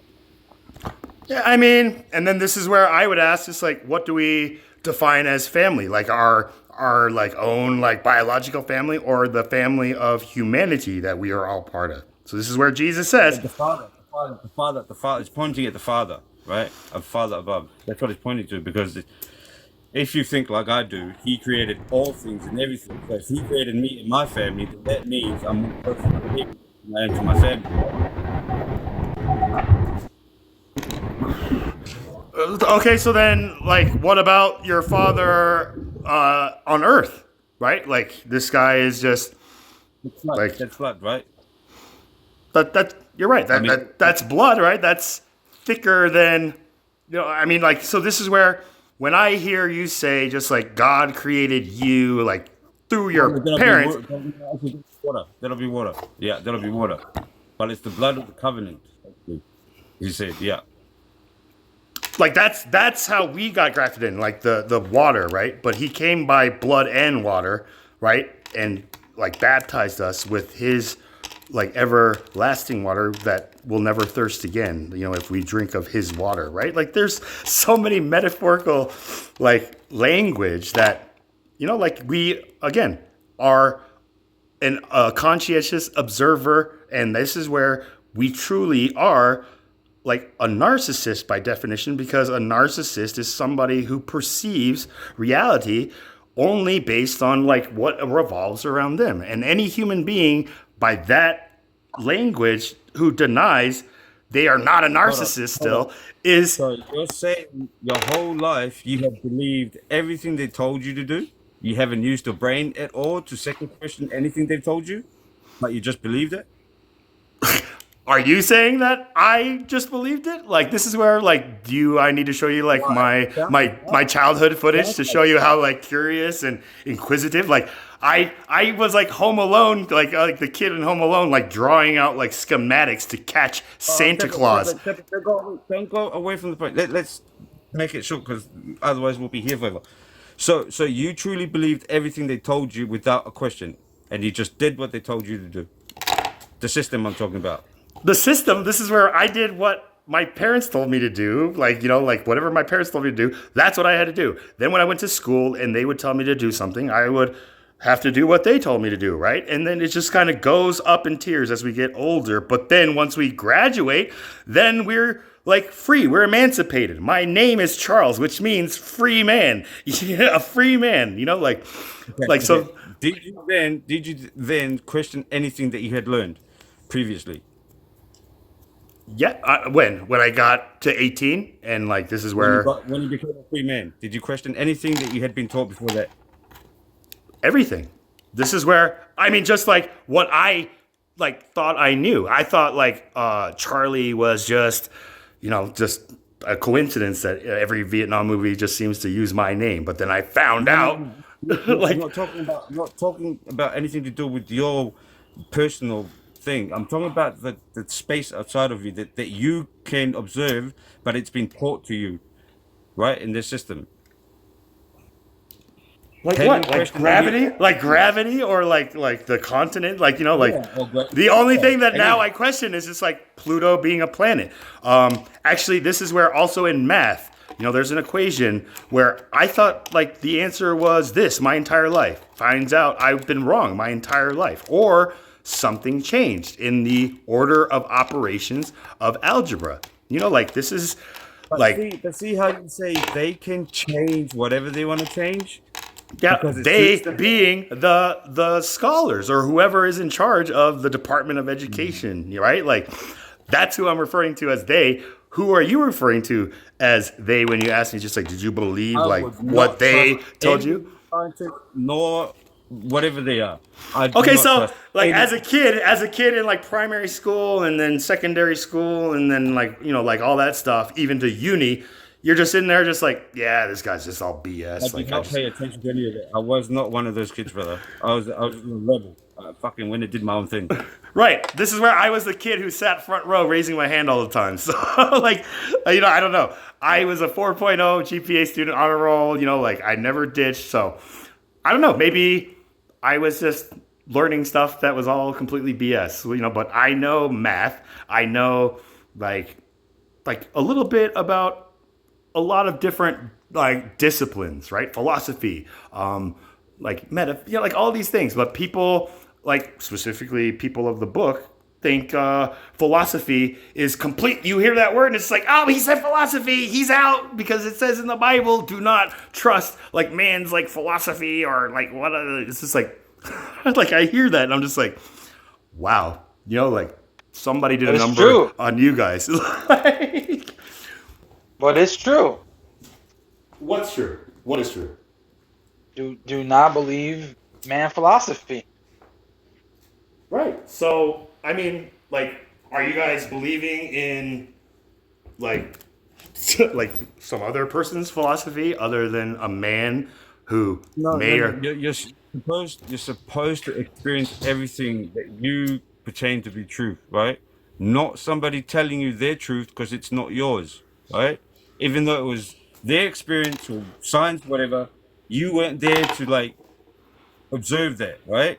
no? I was the So one being when observed. This is where I was the guinea pig in this whole thing No, my entire childhood. you have God-given senses. That's what I'm saying. God given senses? Is that what you said, or stances? I'm sorry. Yes, senses. Oh, thank you. I mean, like I said, I mean, we all have like our senses, right? And there's what? How many senses? 5: taste, touch, smell, hearing, and seeing, right? And then there is like the sixth sense, even like the movie where you can see beyond. okay, Like, Chip, let me ask you, what is truth to you? what is truth to me? I mean, I've been like demonstrating it like this whole time. What is truth to you guys? Can I just kind of like Give me what is true to you, as in pertain to yourself, right? okay, so I would my say- truth, like my own subjective truth, or just my truth? Like this is where in America we said like this is my truth, that's your truth, and they're like the truth is the truth. It's all objective. It's just like yeah, these are what we call classical processors, computers. Like, you know, and there's this thing called quantum supremacy, the quantum era, you know, and, you know, like, again, I might just be throwing out. If I come to you, gave you a story, and I told you it's the truth, you'd believe it, right? Because I said it was the truth. Even though you didn't observe it, you didn't go through it, didn't experience it, you just believed it because I told you it was the truth. Right, believe Right, it. Because, No. because I trust you, Nightwatch. You have not, like, made me No, feel you were no. untrustworthy. Yeah. I'll tell you what truth is to me. Truth is to me is something that I've experienced, I've observed, and I was there to actually see it for myself. That is what is truth to me. When Knowing. somebody could tell me that their truth of a story that I wasn't there to observe, that is not my truth. That is a story, and I can only take it as a story, right? Unless you have, like, evidence, right? Like, I recorded the whole thing. It's on CCTV. Like, you cannot deny that, right? But some people just say, like,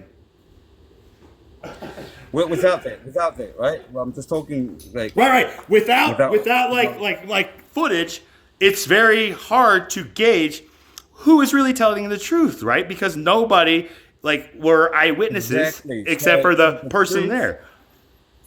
the It's truth that subjective. you should attain, whether it's subjective or objective, it doesn't matter. But the truth can only obtain to what you have observed or what you have experienced. That's the only truth you can call truth. Anything else that somebody comes from the outside and tells you it's the truth, that's not your truth. That's theirs. You can only take it for a opinion or a story, right? Right. Would you Do agree you? with that? I'm still on board with what you're saying. Can I ask you, Nightwatch? Like, do you know anybody who is like red-green colorblind? Have you ever met somebody who is red-green colorblind, or just colorblind, I guess, in general? No, I never have. Okay, well, when you do, you'll freak the like my roommate in college was just like, "Why are you wearing a pink sweater?" And I was like, "Are you kidding me, bro? This is like navy blue." He's like, "Really?" He was like, "Oh, I'm red-green colorblind." I'm like, "Since when?" He was like, "My entire life." And I was just like, story to me. I can't take this for my truth because this is yours, right? Right. Yes, it might be true to you, but not for me because I haven't met one. I have never seen one, right? But Right. it's nothing to me. So are you gonna then deny that there is no human being who is red, green, colorblind because you've never seen one, met one? Yes. Okay, so this is where that whole thing about faith, people are looking for signs and miracles, but faith is like unseen. It's the unseen. No, you can't bring faith into that because I don't have faith in man, right? Right, and that's the big stumbling block because people do not have faith in each other. They don't know what to trust. But when somebody tells them 2 + 2 doesn't equal 5, then it's like, oh, yeah, that makes sense. It's just like when you use just simple math like that, again. people. No, that's different again. That's something I can work and observe myself, right? But I'm talking about something that I don't know, like the moon landing, right? I mean, okay, again, because you didn't observe it yourself. Like, you didn't go up there, you didn't, get on the thing. Therefore, you'll never believe that as truth No, because. I believed it at first, right? But then as time goes on and I keep seeing videos, and the fact that the thing that got me was the phone call, brother, on a home line, directed like a long line. What did they connect a long phone line to the moon so they can have the conversation? Like, Really? do we have cords on our phones today? Is it, this is where NASA is very valuable because the technology that they come up with to do these projects gives us cell phone, GPS, weather predictions, meteorologists. I'll ask one more question. I'll ask one more question. Did you observe the president make that phone call from the White House using a landline?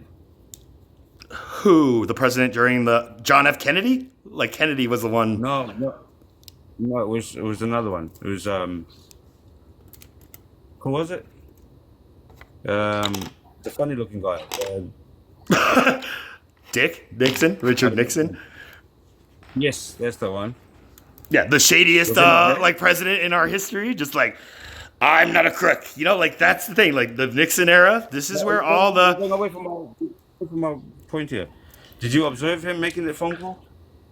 Because they did show it on TV. Like in person, like in real time, or have I seen like a video? On TV. I mean, like I've seen him like make a phone call on the landline. I can't confirm if he was talking to NASA, but I know like he's using landlines, just like he was talking to whatever fucking bullshit long, right? Saying that one small step for mankind or something is one giant leap for something. Bullshit.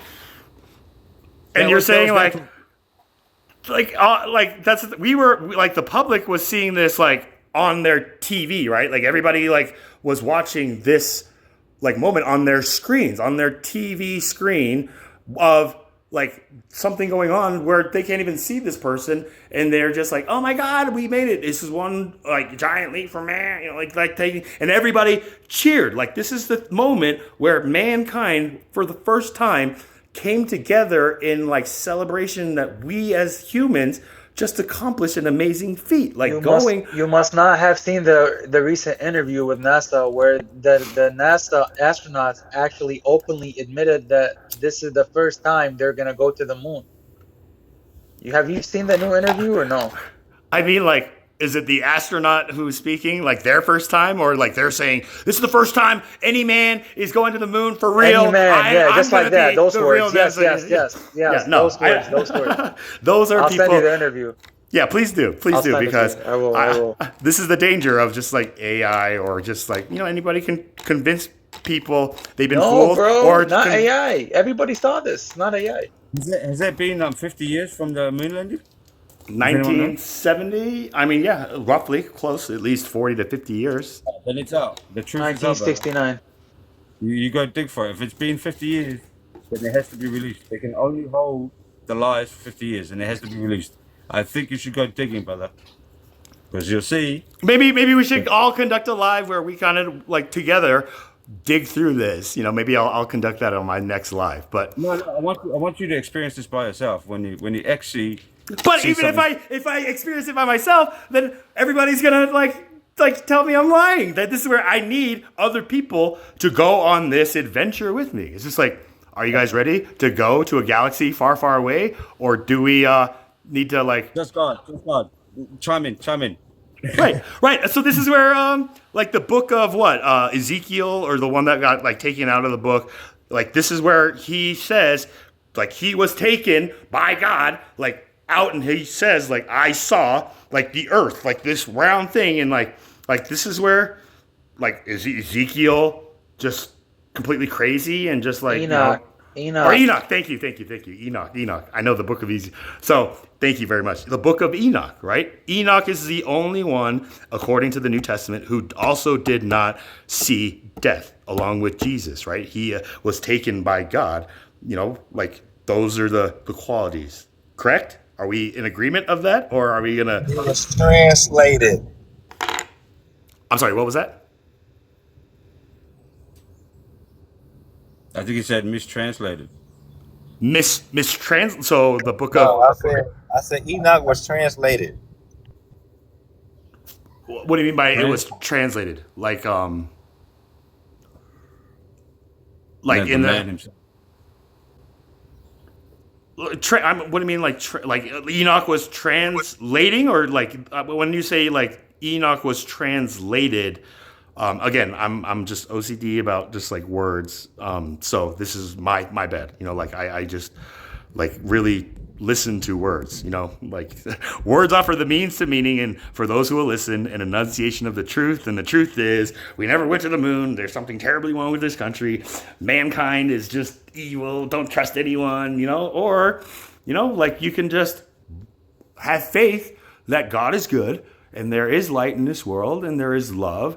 And What about just 9/11? okay, so this is the big thing about 9/11. This is what is called the Omega generation, right? It's Gen Z is now also defined as the Omega generation based on if they were born before 9/11 or after 9/11. Who do you think is behind 9/11? Is what I'm asking. Evil people who are not of God. That's my answer. Like, who do you think it is? The Arabs? The Muslims? Like we're all humanity. So this is where The government. Okay, which government? Like Yours. the American government?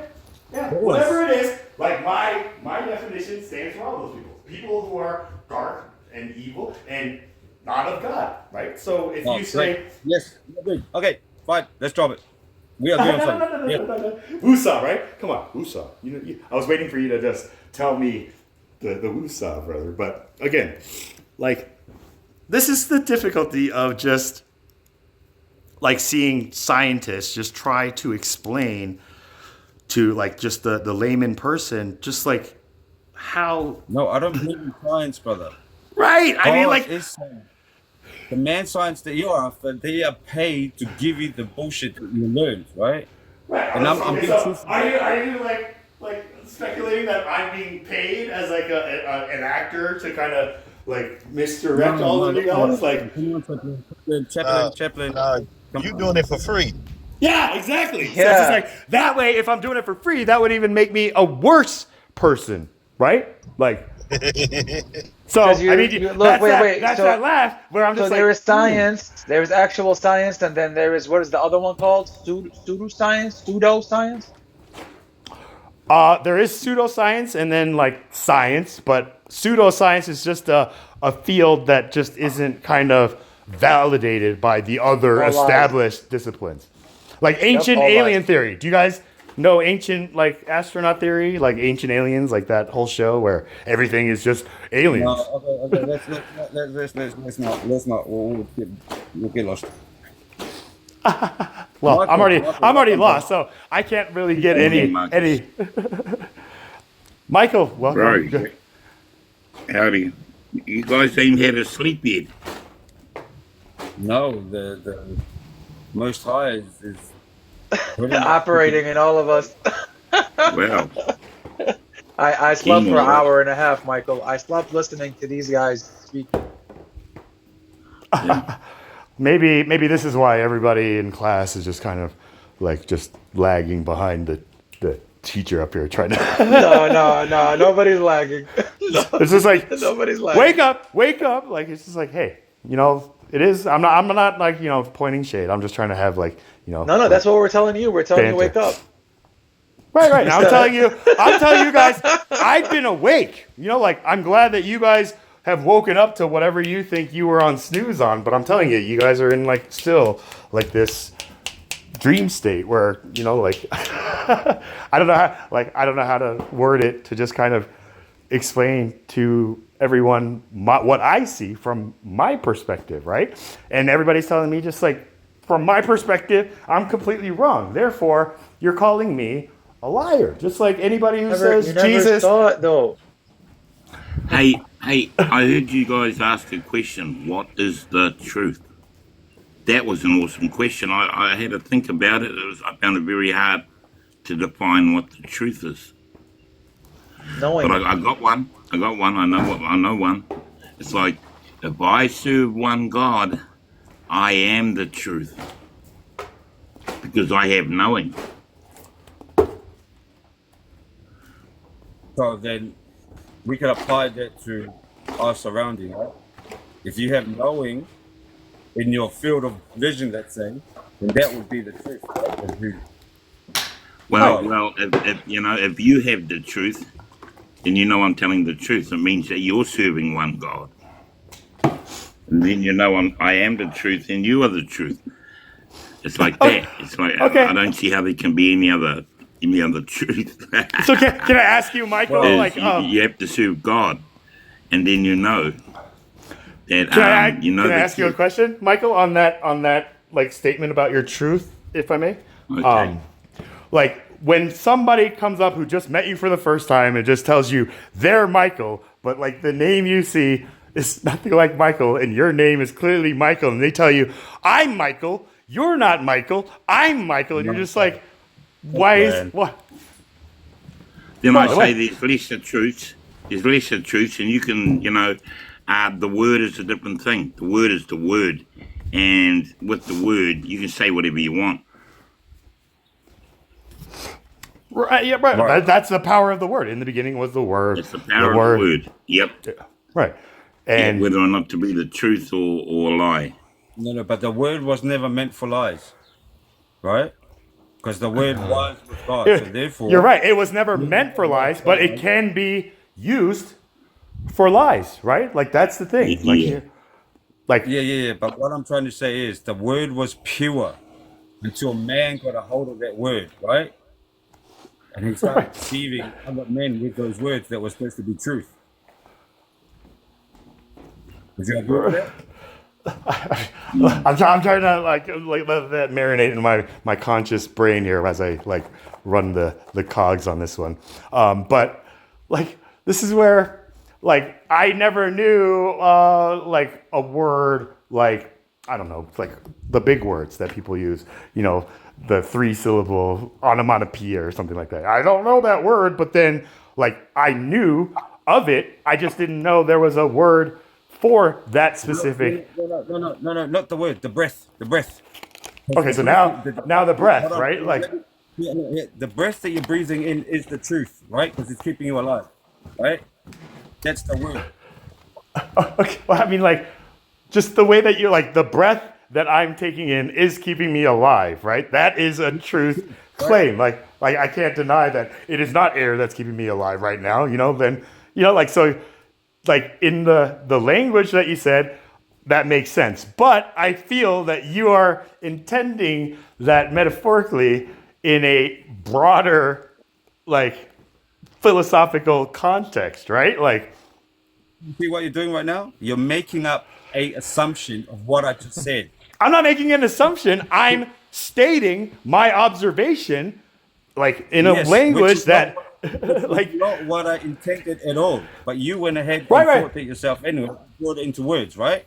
Right. I So is told that you true? this is what I hear, right? And I asked you, just like I have a feeling you might be saying something else. So I'm being truthful. Like, this is what I think. That's my Then point. I think My that this is point. what you think, right? And so this is where when I hear you Hold on. or anybody tell me just like, no, no, no, no, no, no, no. Like, it's just like, is that like truth? I'm supposed to like take everybody else's word who tells me no, like, like as I'm lying, like when people ask me, where are you from? And I tell them Aurora and they're like, no. And I'm like, I'm not from Aurora. Where am I from? Colorado. And they're like, no, like, where are you from? This is exactly what I was just saying about the word. The word was pure. It wasn't meant to be spoken like how you had just been speaking at all. You had just gone ahead and done the man talk that Mike always says. Oh, there, he's just man talking. He's blabbing away, talking a whole bunch of nothing. Those are empty words, right? I mean, by empty words, just like, I mean, again, maybe, I don't know what time it is over there, but yeah, like this is where, like there's a saying, like freedom, justice, liberty. These are more than just Alright. words. They are our perspectives, right? Take a Like, break there. We're going somewhere else. Hold up. Take a break. okay, woosah, woosah. Remember my safe word, guys, woosah. The word woosah, the power of that for me calms me down like it's a plunge. So this is where I use the power of my words. Chaplain. Don't say the words. Don't use God's word for man's sake or your sake, please. I mean, then what else would what would we use words for then if it's not for our sake and man's sake? What I'm trying to say, Chaplain, You don't need to think about that, right? This is the problem where it's like, yeah, when you think that you don't need to think about that, then you never think about that. Like people who say, like, I kind of need to think about this, right? So this is where, it's kind of just comical in this sense. Like this is a fascinating, just kind of data collection here. But again, like there's a saying Einstein was explaining to like a bunch of like rich aristocrats when they asked them just like, please, Einstein, explain to us your theory of relativity. And Einstein's just like, I can't even get my fellow scientists to grasp what I'm trying to tell them. Do you always have to talk, Chaplain? Like, is that filling in the void that maybe you're feeling uncomfortable in? No, I mean, hey, I talk when I want to talk because I have the freedom of speech to do so, right? Or if you don't want me to talk, I can just go on mute, right? Like, think outside your box. There's 4 other people here, right? So this is what I mean. Sometimes you need to be quiet and collect the thoughts and just think beyond what's in you, right? And just outside your box a little bit. Because I'm sure these guys want to share a few words also, right? And look at how they're sitting in quiet, collective mind, in content, not needing to say a word at all to express themselves because there's no need to, right? You will find peace when you actually sit quiet for 5 minutes. I'm telling you. You don't need to express everything because somebody has said something, right? The words are actually very precious, brother. It's not just utter, like, it's not for that, brother. God used the words to create this whole thing that we know of as you and I, right? Words are very important.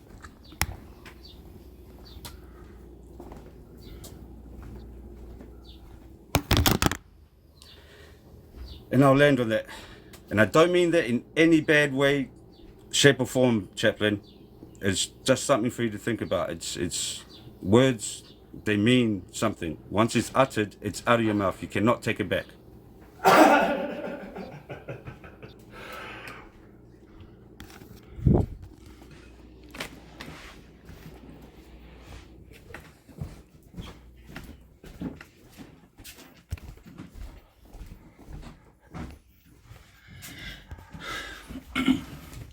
9:13. What is 9:13? Yeah, how's it going? That's Matthew 9:13. It's a scripture. What is it? It says, the Messiah told you to go learn what this means. I will have mercy and not sacrifice, for I have not come to call the righteous, but sinners to repentance. Not many people went and learn what that means. Do you know what that means? I know what that means. What does that mean? Hey, he didn't come to save those that were already saved. He come for those who are not saved. And No, that's that was us. what he was quoting was Hosea 6:6-7. And it says, for I desire mercy and not sacrifice, and the knowledge of God more than burnt offerings. But they, like men, have transgressed the covenant, the 10 commandments, and have dealt treacherously against me. So, what he means by I will not have mercy and sacrifice, he wants you to keep the 10 commandments, and he's obviously doesn't want your burnt offerings. The sacrificial law is finished because the Messiah finished the sacrificial law. He was the sacrifice, and he atoned for your sins that you can, and now you can repent, you know, and obey the holy The covenants. Messiah said the Father never No. ordained blood sacrifice in the first place. So what are you saying? Now, the mercy that he asks for is he has given obedience. everything to the world, and he goes, here, I give you all that I have and all that I am. Now have mercy on me. And, According to Luke chapter 1, nurture, verse increase, 72 and and multiply, 73, the rather mercy than he do had whatever on you you. want. According to Luke, though, chapter 1, verse 72 and 73, the mercy he had on you was that the fact he was coming to remember his holy covenant, the oath which he swore to our father Abraham. Let me just put this forward. Please, on this panel, we have respect here towards one Okay, another. I'm sorry. Right? I had to get So, that out, though. when So. somebody is speaking, let them land, then you can rebuttal if you need to, okay? But please, it's all about understanding and coming together in one headspace, right? Not to argue over the Bible, because I'm sure that's not what the Bible is for, correct? Well, Paul does tell us in 1 Thessalonians 2 that the gospel ain't is telling us preached with anything, much mate. contention. It shall come. Yeah. It shall come here with Matthew 9:13. I seen him up on the live and I thought I'd join. Okay. Didn't come here with him. That was just my question. That's all. Okay.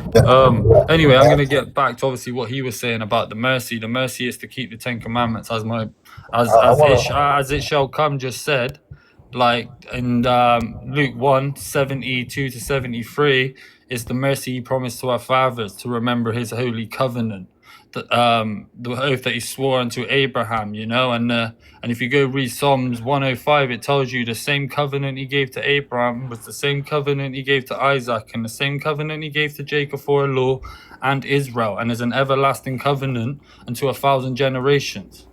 And it talks about your everlasting covenant in Hebrews 13, 20-21, for the blood of the covenant, the everlasting covenant, it says, you know, that to do good works, that's well pleasing in his sight. I haven't exactly quoted it word for word, but that's basically what it's saying, you know? And then that's exactly what it's saying in Acts 3:2, from verse 18-26.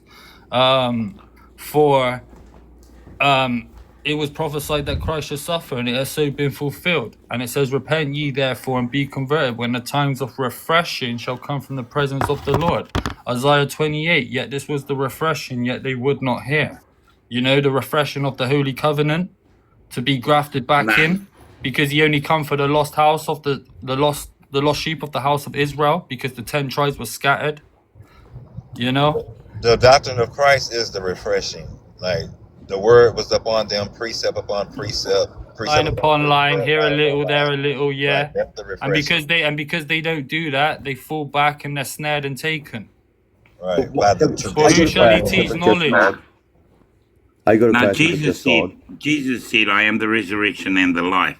Now, the life runs game. The life does whatever it wants. The life Let says, your I have light free so will. shine The before life men. keeps going, and the life keeps saying whatever it wants, and it's not showing Jesus any mercy. You know, it won't allow the dead to be resurrected because the life says, well, I'm running the show around here. I'm the man. I do the talking. Nobody can stop me from talking. I have free will. And they're not showing Jesus any mercy by doing that. They're You just sound saying very man, man, prideful, man, you man, know, man, because man, there's man, many, you all got the way. And they're not 45,000 worried different about woman, and they're not denominations worried with about Jesus, and they're 45,000 not worried different about gospels. anything except And we're man. told that some mouths must needs be. Wherefore, rebuke the fable sharply. So actually, yeah, you can be overspoken. Okay, so I have a massive question. I've been waiting a while to talk. So, just God, I got a question for you. So, considering you said it's the refreshing, okay, yet they would not hear, don't forget it adds that too. Paul tells you the same thing in 1 Corinthians 14 when he tells you, even if you prophesy to these people or speak in tongues, which means you rip the scriptures apart without explaining anything, for all this yet they're still not going to hear him. So I was just wondering, what is the refreshing of the covenant, the refreshed testament? What is it? The refreshing is just talking about the water, the living water of the truth, the word of truth. Like, So would it be that that life-giving water, that living water which came from the rock at Horeb in Exodus 17? not physically, but the words that Jesus spoke in repeating what he had heard of the Father. Right, perfect, beautiful, perfect. Right, okay. So in 1 Corinthians chapter 10, Paul tells you that Yeshua was that rock which followed the Israelites through the wilderness, giving that spiritual life-giving water. Now, Yeshua said to that woman of Samaria, which he met at the well, who had 5 husbands, which was talking about she was going after false gods. He said, if you knew who was speaking to you, because he was the Messiah coming to refresh the covenant, to give them that life-giving water, you would ask for the water which I have, and you would never thirst again. So the question is, what are them words which he heard from the Father?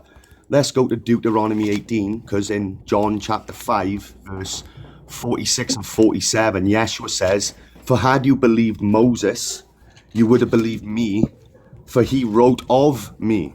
But since you don't believe his writings, how are you going to believe a single word he said? And that's a big problem, because verse 24 of John 5 tells you, if anyone hears his words and believes on the Father who sent him, has everlasting life. Now, this is the words Moses said about him. This is Deuteronomy 18, verse 15 and 19.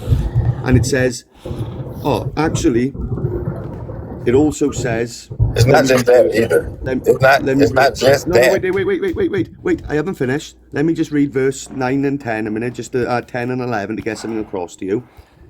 There shall not be found among you any one that maketh his son or his daughter to pass through the fire, or that uses divinations or observes of times, which is like, winter solstice, spring solstice, so on and so forth, or enchanters or witches or charmers or counselors with familiar spirits, or a wizard or a necromancer. Now, 1 Timothy chapter 4 tells you that they're going to give themselves over to seducing spirits in the last days, having their conscience seared with a hot iron, okay?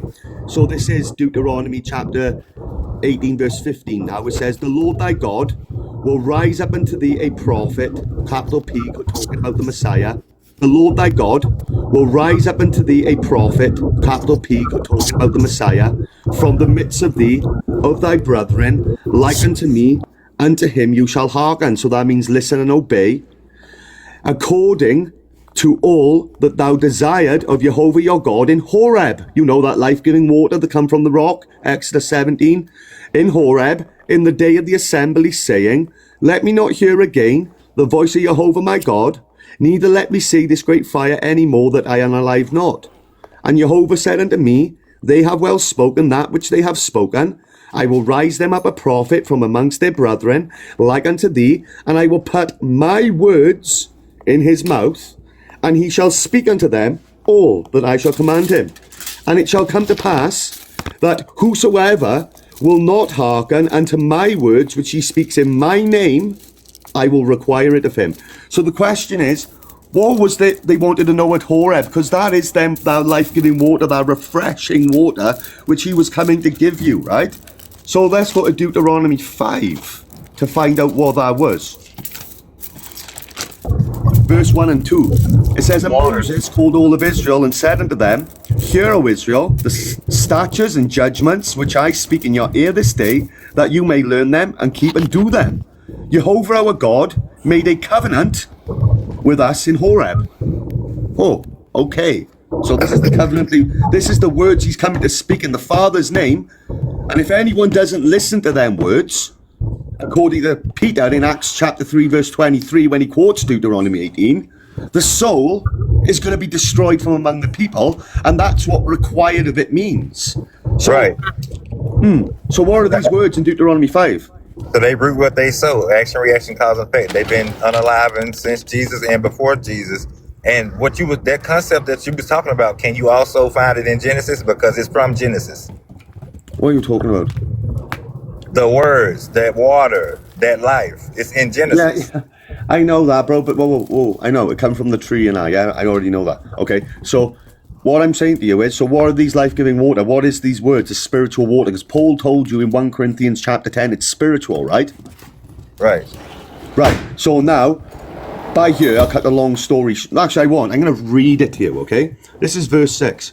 It says, "I am Jehovah your God, which brought thee out of the land of Egypt," and like Matthew 9:13 kindly pointed out earlier, the same covenant given to the Israelites when they came out of Egypt is the same covenant given to Abraham, okay, which says in Psalm 105, and according to Luke chapter 1, verse 72 and 73, that's exactly what Yeshua was coming to remember, that holy covenant, the oath. But he didn't do it. Father Abraham. Jesus I am didn't do it, though. your God, which brought thee out of the land of Egypt from the house of bondage.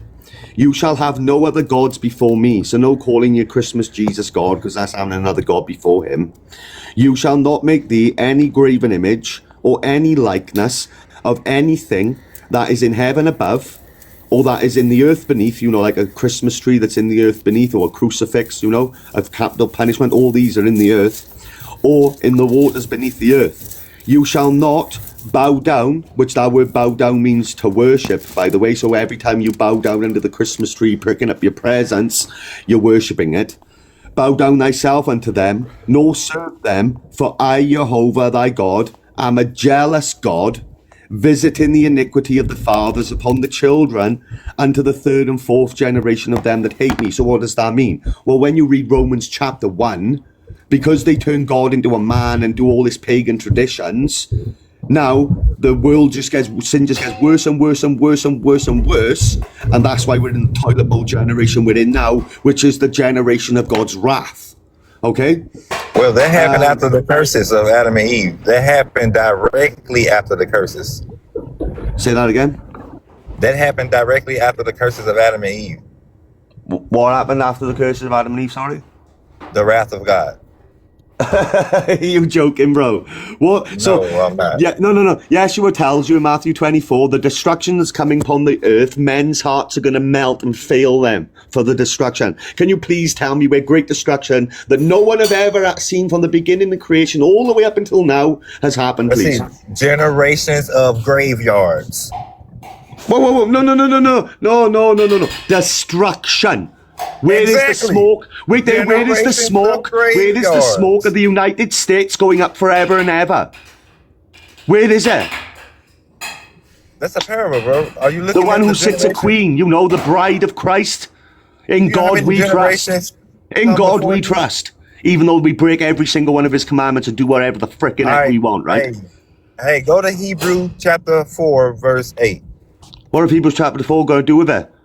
Hebrews chapter 4 verse 9 tells you it still Well, remains a Sabbath rest for the people of God, talking about the right, seventh day because Sabbath. the Because if you world actually still do not Hebrews 3 and acknowledge 4 in God context, till today. it's telling They you still the do not acknowledge Israelites God. before, which believed not, which means they disobeyed, because if you read what they did in the wilderness, they broke his Sabbath days, made a golden Bro, calf and all of this, slow because they down. didn't believe, they never got to enter the kingdom. And the Hold on, bro. same still Hold on. stands now Bro, are you as gonna allow Sabbath day somebody to rest, the speak Oh, and seventh you so can't day that even for the take it? people You're of just God. yelling. And if you Are, don't keep it, you won't be entering the millennium kingdom. Right. Same Which oh, is so Isaiah every that day. 66 Hebrews verse 4:8 that 23 you're talking about, it said, for had 24 Yeshua had tells you given it them shall come rest, to then he pass. wouldn't have spoken of another day. That therefore remains a rest, a Sabbath rest. You know what I Right. mean? He didn't give them the rest. Exactly. He literally just said that he did Yeah, not so give them you the have rest. to keep the Sabbath day. That's why he spoke in parables. He was giving them mercy instead.